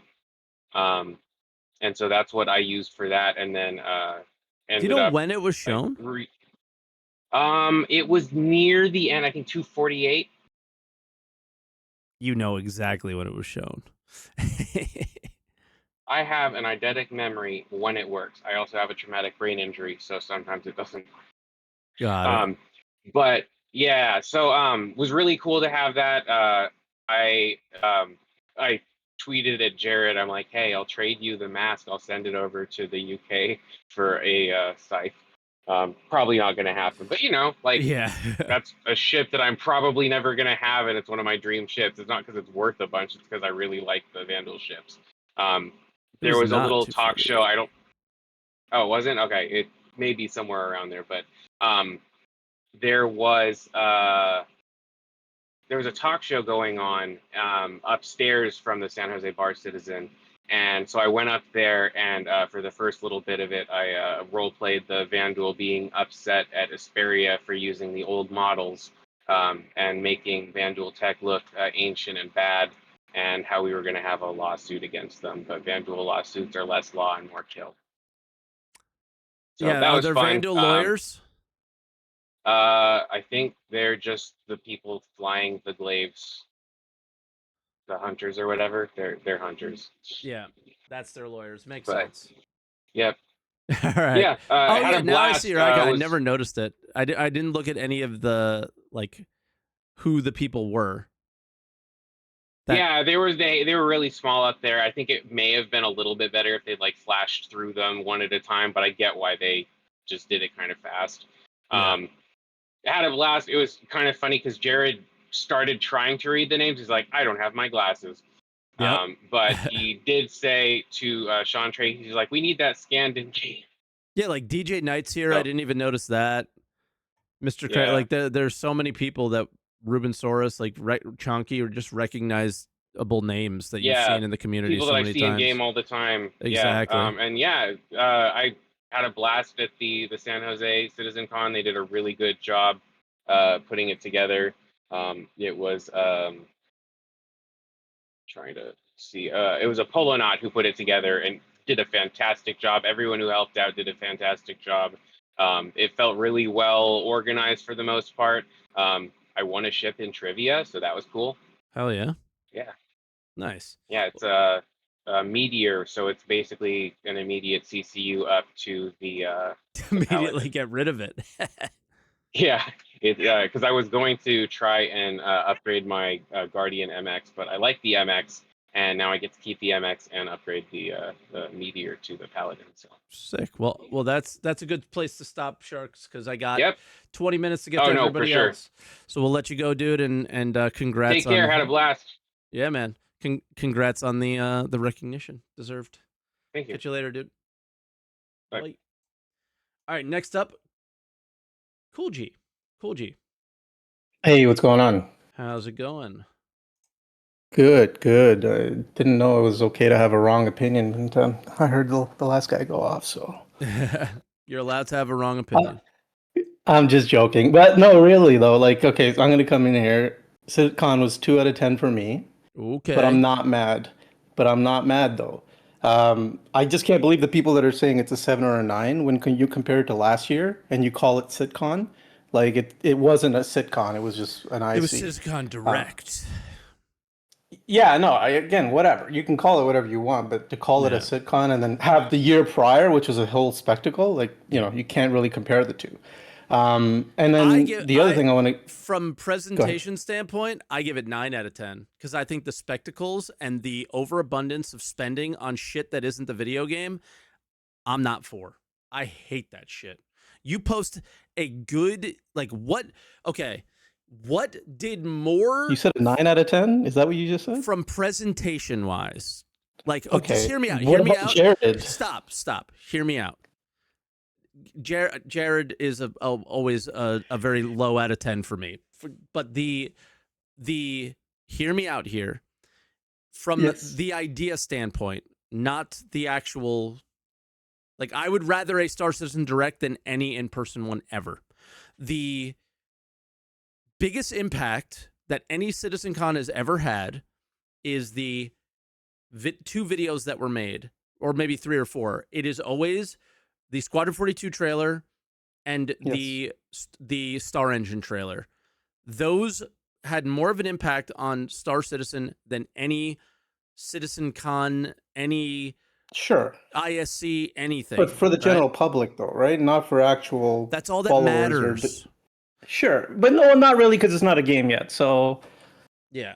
you have to kind of cater to the people that are backing it to get it to that point, right? But Yes, anyways, and that's like what I said, I'm not ISCs are mad. for and stuff like that. I give it a 2 out of 10 comparing it to the year prior. I'm not upset with it though. Like I said, they showed a lot of restraint when they could have just built hype. And I think you're right. The budget is so good this year that they didn't need to go to that level to build the hype, right? Like they can leave a little bit of the mystery for us for next year. But again, to my point, Jared is bad. I actually was so upset every time he came on. Like again, everything here has been pre-recorded for this entire presentation. Usually you have like a sit-in when they got to set up the stage or some actors need to move in and out. Like something needs to happen on stage, and you got to go and like divert and like have a little bit of off-screen time, right? Like everything here is pre-recorded. Even if you want to transition between segments, like it could have been a lot shorter. And I couldn't stand every time he was there. Especially also they started with 30 minutes snooze. I'm mad.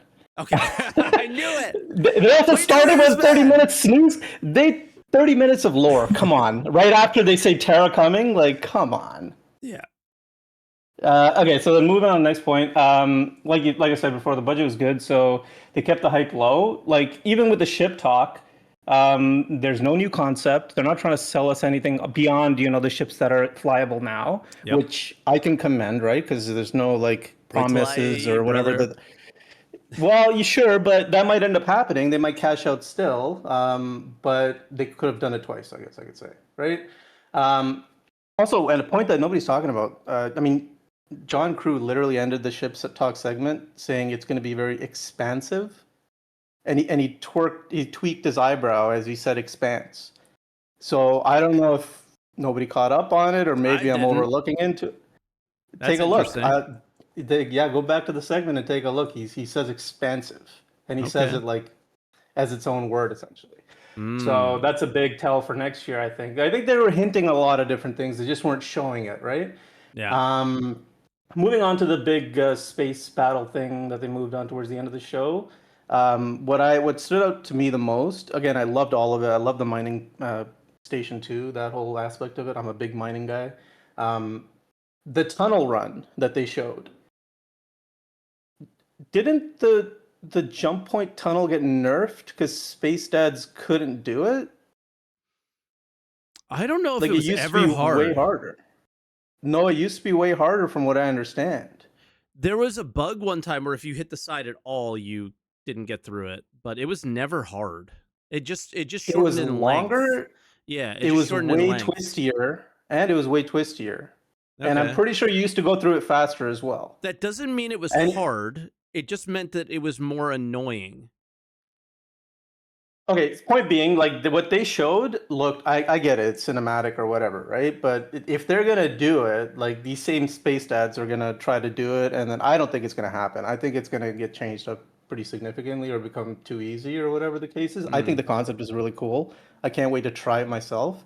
You know, I'm hoping we have social tools in place by then. I'm hoping we have a whole bunch of systems set up to support the content that needs to happen. But I'm really looking forward to a lot of the stuff, the content that they showed. Again, 2 out of 10 sitcom, but they showed some really promising things, right? Yeah, you're not mad. Not mad. He's not mad. Yeah, not mad at all. I'm a Okay. realist, right? Like I said, I'm comparing it to the previous year. And then the next thing was instancing. I'm just going to say to the community to get over it. We need a game, and instances will help us get there. So, really not a big deal. You know, can't wait for it. And the other thing is, again, irregardless of what they show us, development's always constant. If they show us more, doesn't mean they're going to deliver more. It just means, you know, what we're going to get is what we're going to get. So the fact that they showed us less this time, I'm hoping we get more than what was shown. And like Yogi said earlier, this, I don't know, maybe a month ago, they want to develop these features free of the criticism of the public. So I think they're looking for more of those focus tests to happen next year. So, like I said, you know, I feel I wish they didn't call it a sitcom. I guess you couldn't not have one, but I am glad they took the direction that they did, keeping the devs working. I could have done without the entire Jared segments, and yeah, that's pretty much all I had. Okay, you're glad, not mad. No, it's going to be a good year. It will be. It will be. I feel sorry for the content creators, honestly, because it's going to be horrible. It's going to be fucking yeah, horrible. You're on the two sides of the fence, right? Because you want more content to, you know, the new hype stuff, the you know, the ships or whatever, or the new features. Yeah. And then you're not getting it. So yeah, it's gonna be rough. It's definitely gonna be rough. But all right, Cool G, we'll let you go, Anyways, dude. You were take it easy. the most entertaining call today for sure. So I appreciate it. Bye. Don't be mad, man. Take it easy. Be good. All right, bye. All right, our next caller is Miles or Pepperc Walrus. What's up, dude? Let me just mute real quick. All right. The eyebrow thing is pure cope, by the way. I haven't seen it. I'm just gonna call it out. I'm gonna call it green every chat and say it's cope. PvP in the callers list. PvP in the callers list. Let's go. No instances here, bitches. But for me, I'm gonna go the other direction. I'm gonna give it a 6.5 out of 10. Okay. Purely because it felt like stuff we will actually get in the next 12 months. Versus the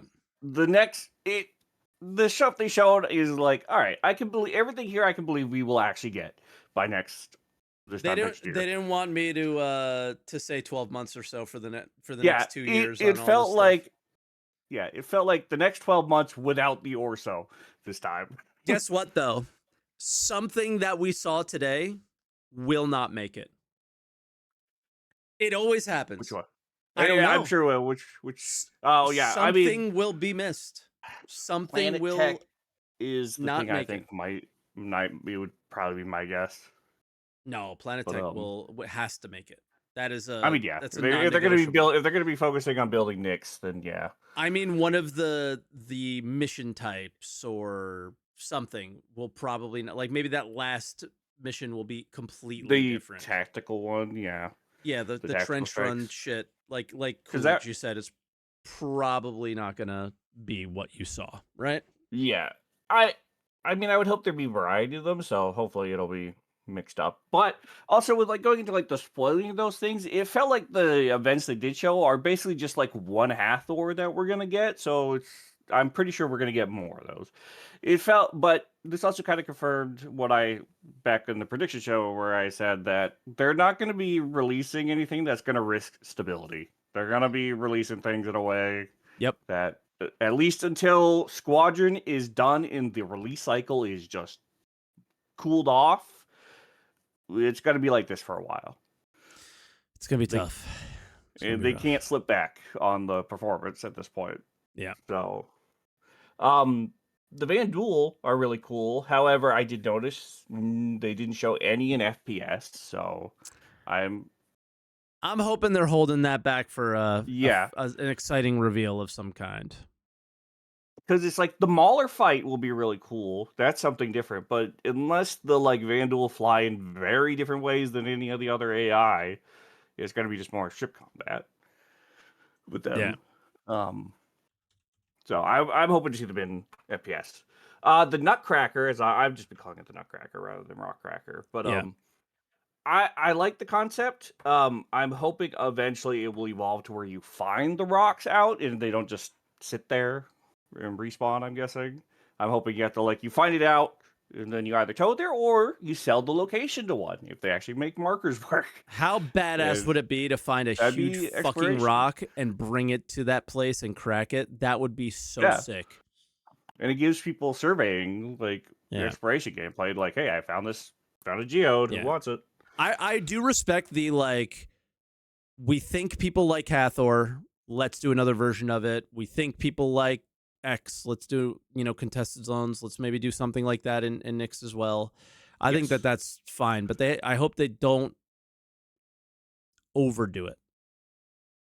Because that if you spread all that content out everywhere, it'll get boring, and then nobody will do it, I think. It's the thing with it getting boring is that for us, it's always going to be the content of the patch, but they're kind of designed in a way for the people who are going to be coming in at 1.0 and being like, in the Sea of Thieves way, you got all these things to discover to do. Yeah. But it's an MMO. It has to live every day.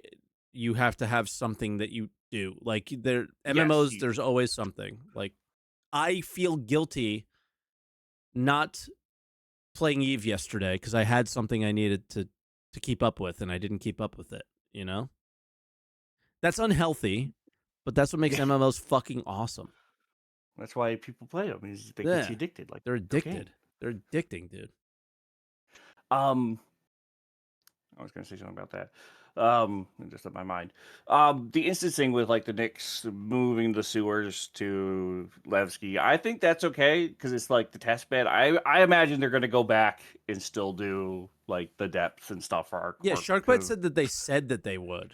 So yeah, I heard that. I didn't hear where that came from, but me too. I don't know if he heard it at the Bar Citizen or what, but. Nyx being next month was also a big surprise because I was like, all right, early next year. But they are doing it in a way. They're doing it like how they built Stanton out from the sounds where we're going to get the planets added in one at a time or something. So that makes kind sense. Kind of ironic because Nyx was part of Stanton and left, and now it's going through the same thing.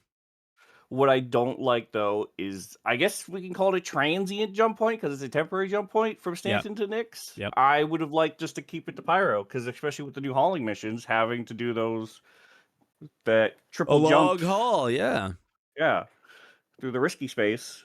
Maybe add 2. What they could have done is add 2 jump points to Pyro and Pyro to Nyx, so you have 2 points to go to, so it's harder to camp if they wanted to make it a little safer, but maybe that's resource intensive or something. But the one thing cargo wise that they mentioned was a timed one for the first time. So that was kind of okay. And maybe we will have to go to all 3 systems still, pick up this from here to here to here and then take it here. Perhaps. But hopefully it'll be all right. I don't have much else, so I will leave it there. Okay. Congrats to Croncy as well. Yeah. The great Wizard of Crons. It's very heartwarming to know he named it Salty after Mike. He did not name his kid Salty. I don't know the name. But he said everybody's healthy and doing well. So, and he's now had time to watch, he's watching Citizencon with us right now. So he's very focused on that, and we'll hear his opinion shortly. Yes. Hopefully next week. So I will leave it there. All right. Well, Pepik, be good, man. Catch you soon, and always enjoy your calls, dude. All right, next is Johnny Morgan. Long time no here, man. How are you? Hopefully things are good. Hopefully you're still there. I know it's been a long way. Can you hear me? I hear you.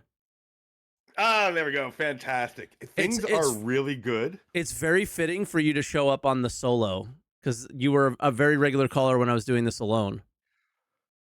It's I haven't been able to the last 2 years. Same reason Yeah. why I haven't been playing Star Citizen really is my personal life got really, really busy, and funny enough, to segue right into this and keep this quickish, I wasn't able to play it really because of the quality of the game at the time. Like, too many bugs, right? I couldn't spend my very limited free time Yep. on bugs. Yep. Been about 2 years. I am regularly playing now. Like I went out and bought a set of pedals, etc. I'm starting to upgrade my rig.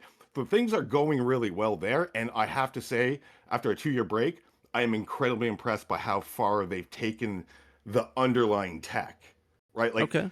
it's pretty dramatic, right? Like 600 player servers, and I'm used to 50 to 100, right? And like some different systems and like working. I'm doing a regular game loop, which is just drug trading, right? Going to the fallow field and then back to the things, meeting people a little bit while I do it, but I'm not seeing a lot of interactions.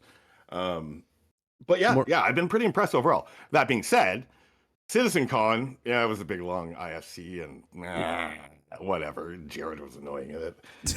Nothing was special. Nyx was like, come on, you guys, we're doing Nyx because it's Squadron 42, right? Nyx is in Squadron, right? I don't know.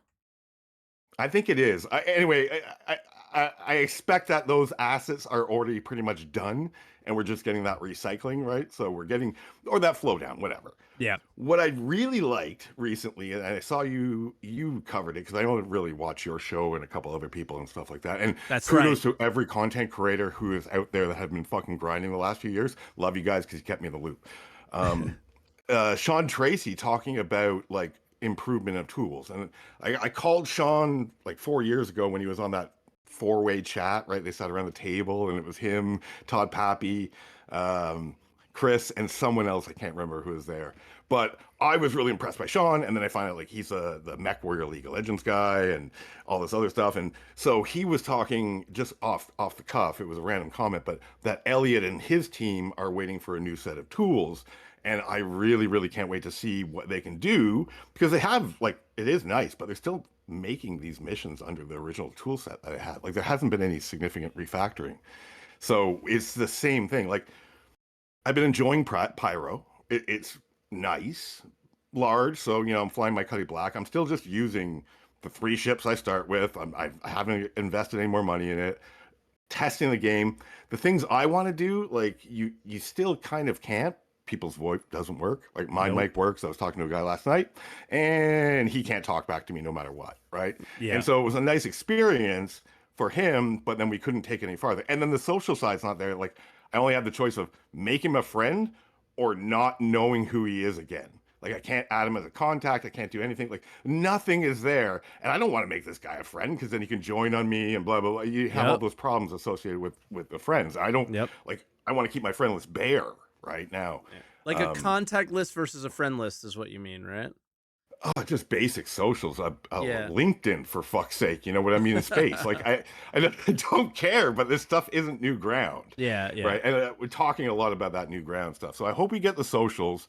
I really hope it's robust. That needs to happen to be able to do the smoke in like Daisy in space, do Smoke's presentation, his type of content. Because that's what I've always wanted to do. I kind of like the instancing because if I'm doing that content and I grab a bunch of randos, then I can go do something with them that won't be interrupted while we're doing it. And then when we pop out, dudes can be waiting there. Like that would be one of the caveats. It has to be once they step back into the PU, you're fair game, Daisy in space again, right? Yeah. And the other one is PvP instances. I do hope we have meaningful PvP instances like going forward. If they're going to do instancing, well, damn, please give it to the PvP people too, and not just the PvE, and make them meaningful in the storylines or micro storylines or whatever, because they want to do more narrative. So let us like hopefully that mission mission tools number 2, version 2 or whatever it is, will allow them to do that. The other thing I want to see, and I harped on this before to Elliot, and I'm not sure it's really his team, is more visual story. Like people should know that I'm doing this loop just by kind of them interacting in their own area of the verse, and when we intersect, they should be able to tell some way, like if they're paying attention and What do small you little mean? details. Well, I go back to Ghost Hollow. I know it's not there anymore, but I go back to if the comma ray was down, you kind of sort of knew, Okay. right, that Okay. someone might be at Ghost Hollow, right? And that's a visual indicator, right? A visual narrative or a visual story or like a soft nudge to say, hey, maybe you should go check Ghost Hollow. Someone might not be there and they could be doing other things, but we do kind of know that you have to do this if you're going to do the mission, right? And so I would like to see a bit more of that. Like if I'm interacting on a regular frequency with, and they could do this is, I guess, whatever, but I'm interacting buying drugs from the terminal there. Well, that bartender in that bar there should know that I'm doing that. So if other people go, and this is a good money sink and et cetera, and a little bit of data running or whatever, they should go and interact. And it's just a database, right? They know I've done the transaction at that terminal. They already have this data, and then just resurfacing it to another player who Imagine says, saying "Hey, it's just who's a been coming database in here?" Star Citizen, though. I given know, I how know, I things have been. know. Well, to be fair, again, 2-year hiatus, server meshing's fucking cool. Like 600 player servers and kind of recovering. I've had very few like hard faults. I've had soft ones where like I've had to navigate to my bed to get off the server and like it's an hour and a half of server crashing, being able to move a few steps, server crashing. But it has worked. Like I was able to get to my bed, log off safely, and then go to the European server and all my shit was there. So that aspect, like they've come a long way from 30K and ending up like losing your ship when you bed log. Because I used to always live out of my Warlock. Like I like that immersive gameplay. I want to do Smoke and DayZ, right? Like whether I stream it or not, who cares? I might do that, but that's what I've always been looking for from this experience. And they're so close to it in a way, and then they pull back from it and stuff. But so far, because they pull back from it, it's just really weird, And maybe the reason DayZ content is so good sometimes, like to watch, is because there is a meaningful sense of progression that happens through all of those videos that you watch that does not exist in Star Citizen. That's a good point. There's not a zero point because everybody's point is different because you bought everything on the fucking website. And then not only did you buy spaceships, but now you're buying weapons, you're buying armor, you're buying gadgets, you're buying everything. And it makes it really complicated to do that because of that reason. You're not coming across a fresh spawn at the fresh spawn area. You're not coming across a geared guy at the geared guide area, unfortunately. No, you're meeting other whales who have everything already, or not immersive, but or, it's the other side of it too. Yeah, but the sense of like they're like this is our progression. Like when they talked about crafting, and it was like, okay, dude, but like the guy who has the giant crafting ship, what's his progression versus the guy who's got this little thing that he carries And around? it's not with really him, crafting; it's customization. Like, so it's not really crafting. Most of it was, from what I took away from it, was the original how you thing is customize your stuff the way you want, right? Like, so if I want the super stealthy ship and I put all these mods in it and I learn the blueprints for it and take all that time, I can have the ultimate super stealthy ship type thing. And that's just customization. It's not crafting. No, it's not crafting. Crafting is meaningful additions to the economy, right? You either are producing resources, then you're taking those resources and refining them, and then you're adding supply to meet a demand. We're probably, and that's economics there. And I don't think they've stepped away from their Tony Z economics. We haven't heard anything, so I don't really know, right? But they talked back then about virtualizing, so the simulation of the economics and adding some depth. But like, there's been all this change in AI since Tony started, and I'm wondering, like, are they just kind of like waiting? I don't know, know, like for a solution for the market. Well, he doesn't work there anymore, at so all. it doesn't even matter. Yeah, so obviously they're not doing that, right? Like, so I didn't know that actually. I was wondering about it, but he like retired. He's got some new title on the websites, like, but it's very much retired. Something emeritus, like it was like he's fading out into the distance. I have no idea. I think they should take a page from Eve when it comes to economy. Like, good luck with that. I've been been trying. Eve is at, but, I've been getting fights left and right on it, but Right It's now sad. it's so static. There's nothing economy about this. It's a sandbox that has like a toy economy, I want to say. Right? You don't really interact with it. Whether I trade drugs or not doesn't matter. Yeah, Right? it doesn't mean I just do anything. it for Those drugs I just don't do turn it into for any a means. meaningful thing that people use and consume and then therefore need more, which is why you need to go get more. Like none of that Because stuff exists. there's a market demand happening and Yep. they need them. And so like even if it's just your stim, like your Yeah. stupid red pen, right, was tied to supply, Fuck then you would market have a demand meaningful even. economy. Screw market demand even. What about just general like I ran out? Yeah. Like if I run out, what do I do? I Oh, just go to the NPC shop and buy more. Like that's the current experience we have, and that's the direction that, as far as we could tell, are kind of still going. And it's just like and there's no need to I'm good. do crafting if you can just go there and there's no economic need. Like, so in the instance where the economic, like just for use the red pen example, right? That it's really bad because of the blockade. It's super expensive. That's my son right now. I still take care of my weekends. There's really bad, whatever, blah, and it's super expensive to buy. You could craft if you have the mats, right? So you can make it super cheap and take advantage of the economic activity, or bring in raw supplies so it becomes cheap again. So the crafting's not worth it anymore. You can just buy it from the vendor. But if they're not connected, why do you, like? It's just I can craft for convenience. Yeah. Well, okay, that's nice, but It's like nice. it has no but it's never going to be living. And I also strongly stress before I'm going to wrap this up, my final thoughts, they really have to work on socials because nothing is going to make this living except for the players. Exactly. Like no AI, nothing. If they keep on silencing us, get rid of global chat, bring in all the fucking proper socials, right? And make sure VoIP works and let people test their mic.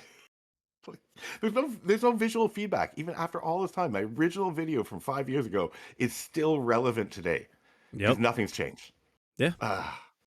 Welcome the to Star socials Citizen. is where they fall down so bad. The only thing that gives me hope is things like instancing, where I cried, not actually cried, but I was like really annoyed by the experience and was like, well, instancing would help this. And the developers who made Siege of Orison argued against instancing, and now it's here. So it's like no matter if you just speak your experience and it makes sense, they will get to the idea and get to it correctly eventually. Yeah.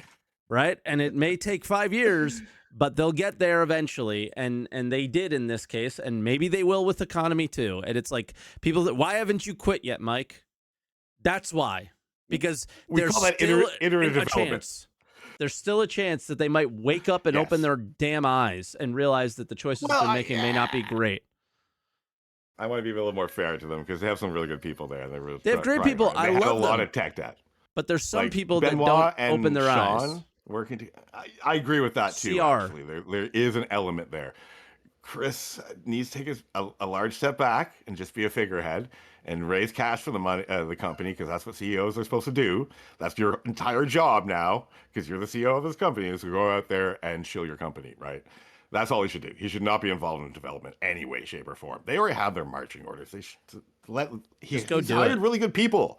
Just let them do it, right? Like just step back, let them do it. You don't need to lead everything, right? You don't need to chase after this like thing. You have the ultimate DayZ in space. Guess what? Just let them build some content. He is not making the game for us. They keep talking about Chris's vision. It's for Chris and Chris alone. And that probably will never change. And I'm trying my best to put it out there that like, hey, we're over here. And sometimes it gets through and sometimes it doesn't. But Johnny, hey, let's wrap up because I got 2 more. I should have been off 8 minutes ago. Okay, well, I'm going to take off. I still believe in Elliot. I still believe in Sean. I still believe in a lot of the people there that are there. Don't believe in Elliot. So I love him, man. And I believe in all the content creators out there. Yes, I goddamn do. Elliot's awesome. So I love you all. And keep on producing content, man, for us. Thank you very much, man. Of course, Cheers. Johnny. Be good, but good to talk to you. All right. Last 2 callers. I'm going to do my best, but I can only probably give you guys like 5 minutes because I really have to go. So, Wrath, can you hear me? Yeah, I was looking in the stream. Hello. Sorry for my broken English. I'm not Never an say English that. native. It's great. Okay. So if I have to give a rating to the presentation, it will be around 7, 8 out of 10. Okay. For the same reasons you stated, I'd prefer 1,000 times more a Citizencon Direct rather than Yeah. a live event. And for the content itself of the con, it will be 5, 6 maybe, but only for the Genesis, if it's 6. Yeah. I was kind of expecting that with the so it's doable the stuff they presented, so that should be a problem. Although I thought that they could have showed something about Squadron to make up for the lack of stuff. excitement. Yeah, yeah. Especially with Nix that's coming half baked. Yeah. But what it's kind of like engineering too. What more can they show of Squadron? Yeah, exactly. Right? It's like all these things, like you've shown enough, you didn't get it done fast enough, and now you're left with nothing to try and go off of. So now we got to ship out Nix really quickly, and like these are all like negative sounding things. It just is what it is. And it just really comes down to, if you get Squadron done and it's good, you did a great job. If you get engineering done and it's good, and then we'll be happy, right? You can't just keep making videos about stuff and expect us to like hold on and be excited about it, which some of us might be, but most people won't. So it just comes down to like getting the work done now on those things, and I'm kind of glad they didn't show it. I'm not forces sure. them to get the work done. I mean, especially consider that they should get released in next year. So yeah, I was expecting just a little trailer, not a date, but something. The only thing you get was the cruiser ship, Vandal ship, and the other, the heavy fighter, and that's it. I don't know. I don't know how to feel about this. I kind of ships aren't as exciting anymore, because a new ship doesn't come and provide something new. Like every ship that we saw there just shoots guns. That's all that's all those ships do. They shoot guns. They don't shoot guns and they don't have a new interdiction type. They're not a special EMP. There's nothing special about them. I've been saying this for a long time. People get really pissed off when I say this, but you earn money for no reason. And then people go, but for ships. And it's like, oh, another ship that shoot guns that just has a different cockpit view? Like, okay, like if that's really what you want, sure, I'm not going to judge you on it. But for me, from my perspective, it doesn't change the experience you're having. Oh no, don't get me wrong. I kind of I agree totally about that. They showed only 3 ships that are going to be released, especially so quick. And I was expecting more about the systems and the gameplay mechanics. Yeah. Half of the show was about lore and quest that we kind of already had, just different fluff. Yeah, like a new CZ, a new Hathor, a new combat mission. The last mission was probably the most drastic difference from what we've seen before. Yeah, it's a ride with the plot armor capital killer. Yeah, that's what they made it look like, at least.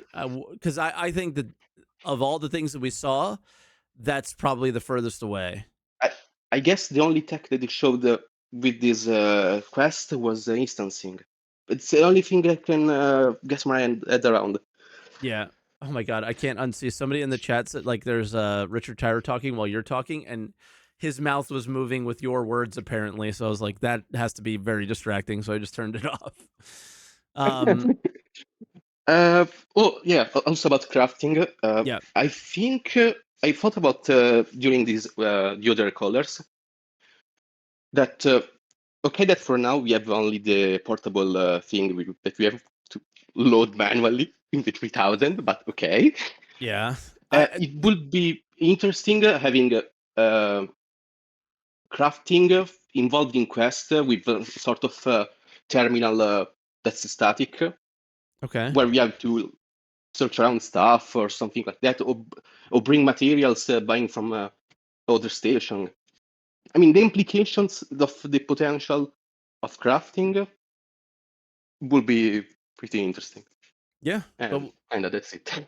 The other thing I can't tell yet is, are we only seeing crafting in tech preview, or will they also release crafting to the live servers in that more limited kind of first person state for right now, or like low scale? I don't know. Like engineering. Yeah. Engineering. Yeah, there's also that. Yeah, so we'll see. I don't know. But yeah, Well, you did fine. Your English is great, by the way. So, my Italian is terrible. That's where you're from?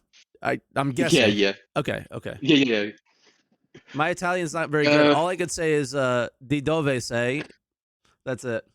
Okay. Where are you from? Yeah, that's all I remember from my Italian class in high school. No, that was good.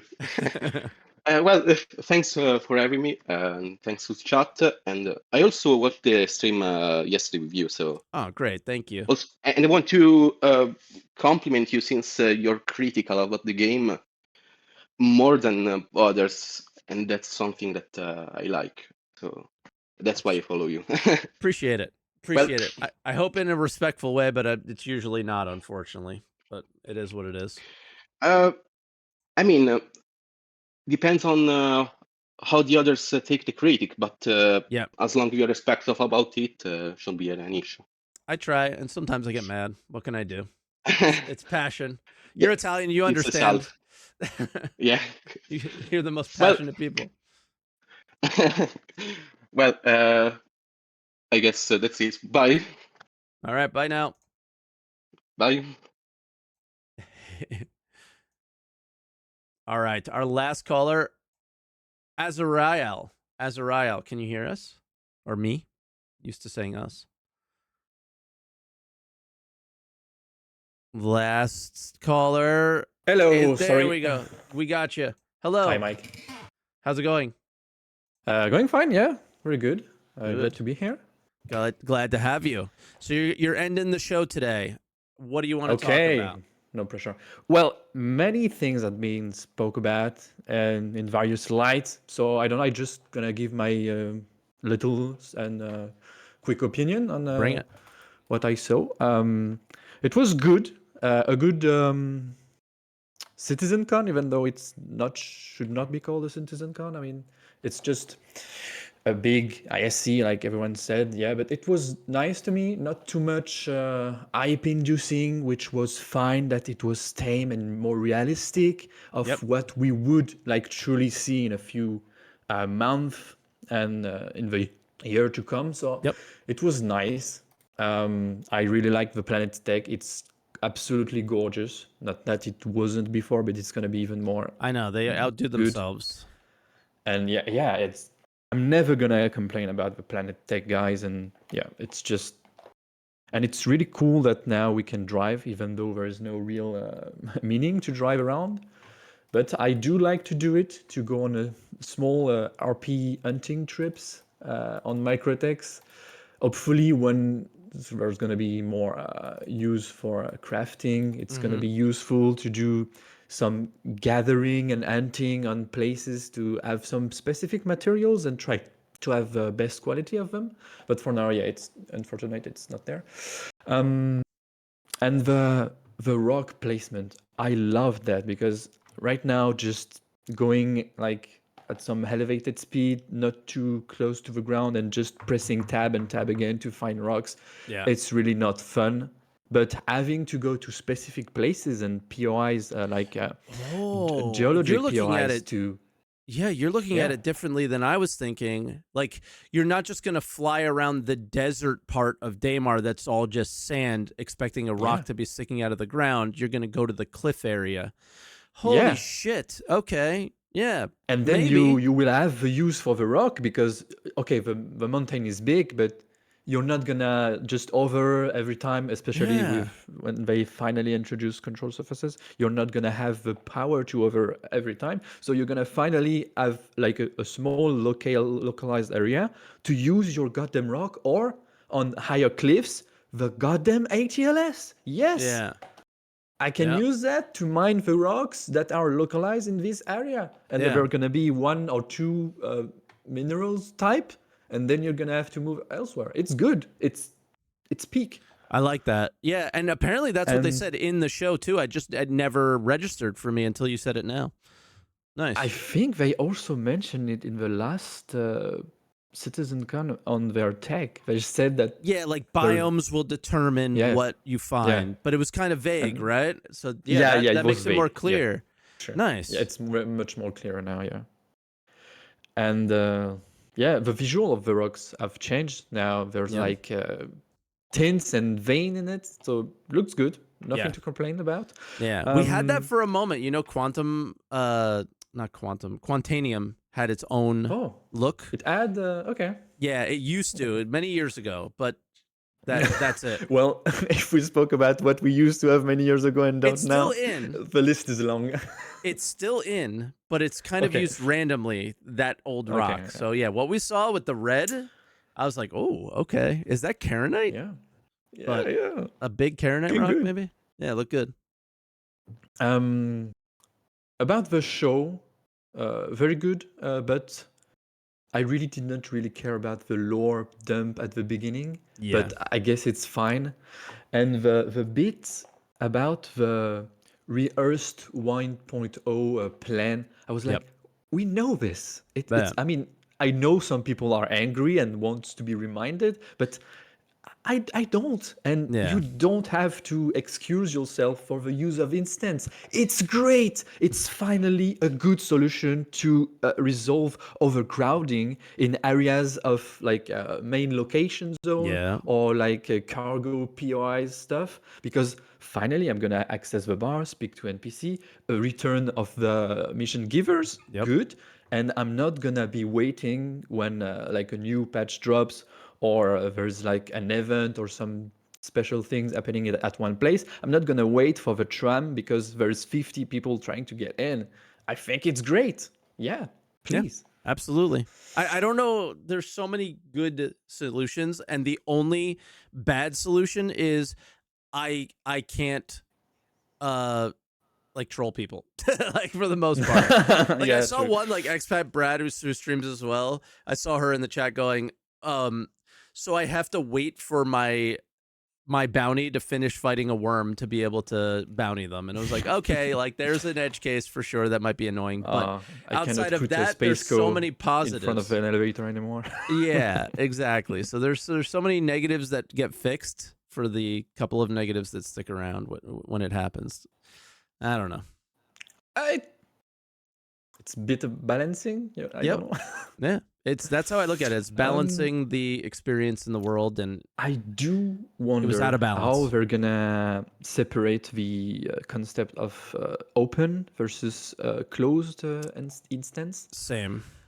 That's why it matters how they do it. What's gonna be the player cap? Yeah, how they do it is how they matter. Yeah, instancing's good idea. How they do it. Yeah, the execution is really important. That's the important thing, and they have a history on their execution, right? So it's yeah. When we say it's good, we speak from the idea. Yeah, the ID standpoint, it's really good. Like, what's gonna be the cap? They mentioned, it was not very clear, or maybe I need to rewatch, that the missions that are gonna be instanced gonna like vary in difficulty depending on the size. So like big org gonna have a much tougher time because there are like numerous people going at it. No. And like small group will be able to do it more easily. That's not how I understood it. How I understood it is we want to make an experience that is tailored to 5 people, but also a different experience that's tailored to 20 people, like Siege of Orison. So now we can make content that like they can inform you that you should bring this many people. Okay. Kind so of like thing. For example, the like big a 40-man massive raid in WoW. Train ground's gonna be the big event on the station, and the geode farming gonna be like 20 people, and That's how I understood it. Okay. But it could also be how you understood it. It's also nice. That it could be both, challenge actually. It could be both. That the challenge would go up the more people that you have. Lots of games do that. Right? So it's possible. I mean, it's also like for the big mission, you could not use capital ship because if you don't disable the big laser, they're of no use. So you could have a small group and do like, okay, it's gonna be a fast-paced run. We get in as fast as we can. We get back the NPCs and we exfil them, and that's it. We don't wait for the Vandal to show up. Not our job here to test our strategization possibilities with big ship. No, but yeah. Yeah, I thought the end sounded cool. Besides the weird Star Wars stuff, when we talk about the the laser preventing the big ship, like all that made a lot of sense. Are we gonna get sued? Like that's what I was thinking. I was like, this is really getting close here, guys. They're gonna have a mail mentioned by the Disney lawyers being like, "You're cutting it close. You're on thin ice." Be careful. But yeah. Crafting, it's good that we have a little stuff to bring alongside us for basic needs, such as ammunition, maybe like crafting a weapon because mine is just too rusted and I cannot repair it right now. Maybe some food crafting. Okay, but it's very, very basic survival, which is what you spoke about on survival games. It's like the first step, so I'm kind of okay with it, but I would like to know how they will do it in game with like, does it take the resource I have on my ship then, or do I need to put the box each time? Yeah, I don't know. But I very much look forward to finding out. I want to see. Yeah, I mean, we are here to test and give a feedback. Yep, it's it was not such a too late short section yeah. of the show that I feel like we'll spend a lot more time on it in game than they did. It's good that they showed some work on the inventory system, but for fuck's sake, please make it more clearer because I can't see a thing. It was rough. I know it's early work, but it's rough. Like, oh my god, I can't see. It was rough. It's same as the star map for me. Like I remember the concept images that we had that was so clear and so detailed with the sun. I'm never gonna be able to find it again. It was so clear, the colors were vibrant, it was meaningful, and now it's like I better be not in front of a white background or it's going to be a bit washed out. It's not as bad as it was before, granted, but like you said, it doesn't mean it's good. It's better, but it's not. You gotta assume that of all the teams outside of like just general engineering type people, the ones that are most bogged down and preventing work in Star Citizen because they're on Squadron is UI. That would be my guess, is like they're putting those final touches on the UI UX experience of players in that game because that is so important to them, and because that has to be important in a single player game as well, right? Like extraordinarily. And I bet you they're spending all their time on that and not on Star Citizen for that reason, and that's okay. But it doesn't mean that we can't be frustrated by the horrible experiences we currently experience in the PU, right? But even though it can make sense, but still be frustrating. And that's what it is for me. Sad they didn't mention anything about engineering and quantum, but like you said, what can they show more? Just a rehearsed version, and we'll still be like, okay, cool, but when? Yeah, exactly. When? Because we need that for travel and for clarity, and Yep, makes sense. What is blocking engineering? I've heard it's Vulkan rendering. Yeah, that's same as Planet Tech. I don't know if that's necessarily blocking it. I'm sure there's lots of work still that they're doing, but they said in the order of operations it was the Vulkan thing comes and then the engineering. So I think it's because the reason it's not because like somebody's saying for fire, maybe. I don't even know if fire will be in the first engineering. I think it's why? It's not really maybe it is, maybe it isn't. It doesn't matter. I think the reason why it's because engineering was developed in the branch that has Vulcan turned on. Mm. And in order to give that, they have to give everything. They need it to be turned on. Okay. Yeah, I think that's what it is. I think it just makes sense that way. And so I'm guessing we'll have like a precursor of a Vulcan in the Nix system, so they can get it to a state where they can like release everything, like the more like in-depth planet tech and visuals and okay. Yeah. Let's see. Let's Yeah. see. Well, We that's will it see. for me. All right. It was cool. Appreciate your patience. Because No I did problem. not know what order anybody came into the calls, so I It's pretty fine, much it's fine. I pretty much pulled in all the regular names that I noticed first, and then everybody else in the order in which I saw them, because I It's didn't know fine. what to I do. know. I'm the anime profile guy. I asked for it. I always. So you were on the top of the list. Yeah, because So I it's waited. my name. No, but it's not always. For me, it's not alphabetical. It's weird ordering that they do. I don't understand, so that's why I just grab it and pull it. So I pull from the bottom. I think I was and go like in. amongst the last, to be honest. Okay, good. Not- So I don't feel too bad but then. it's fine. It's I didn't know if you were first, last, whatever. I just went in the order I saw people, but I appreciate your probably patience nonetheless. So the thank you 3 so to much. 4 last people to join the green room, so it's fine. Perfect. It's All very right, good. Azrael. Thank you so much. Love your content, especially thank the Monday week in That's what I review. have to Very start on nice. now. I go straight well, from then, there to make good luck this. with that. Because there's a bit of content to cover. So Quite a yeah. bit. And Quite a bit. See you anytime. Bye. All right. I hope we hear from you soon. Talk to you soon. Bye now. All right, guys. That was the show.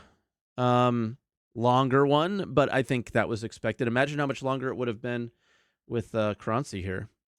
It would have been forever. We would have gotten to like 3 or 4 calls. So I'm glad we did it that way. I hope you guys enjoyed it. If you are new, hit the follow button. Check us out. If you're on Twitch, if you're watching on YouTube, subscribe to the Answer the Call channel. Make sure you let us check.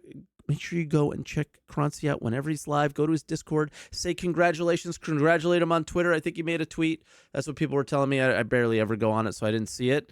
And show him some love. He had his first child, in case you're catching this at the end on the live stream. We said it at the beginning. And that's why he's not here today. So we did miss him dearly, but we're very happy that everyone's healthy and happy and everything is going well. So thanks again for watching, guys. And I look forward to talking about this Citizencon for the next 6 months. And we'll see you guys next time. Bye, everyone. Oh, and don't forget, I can't do it without him. Don't forget to answer the call.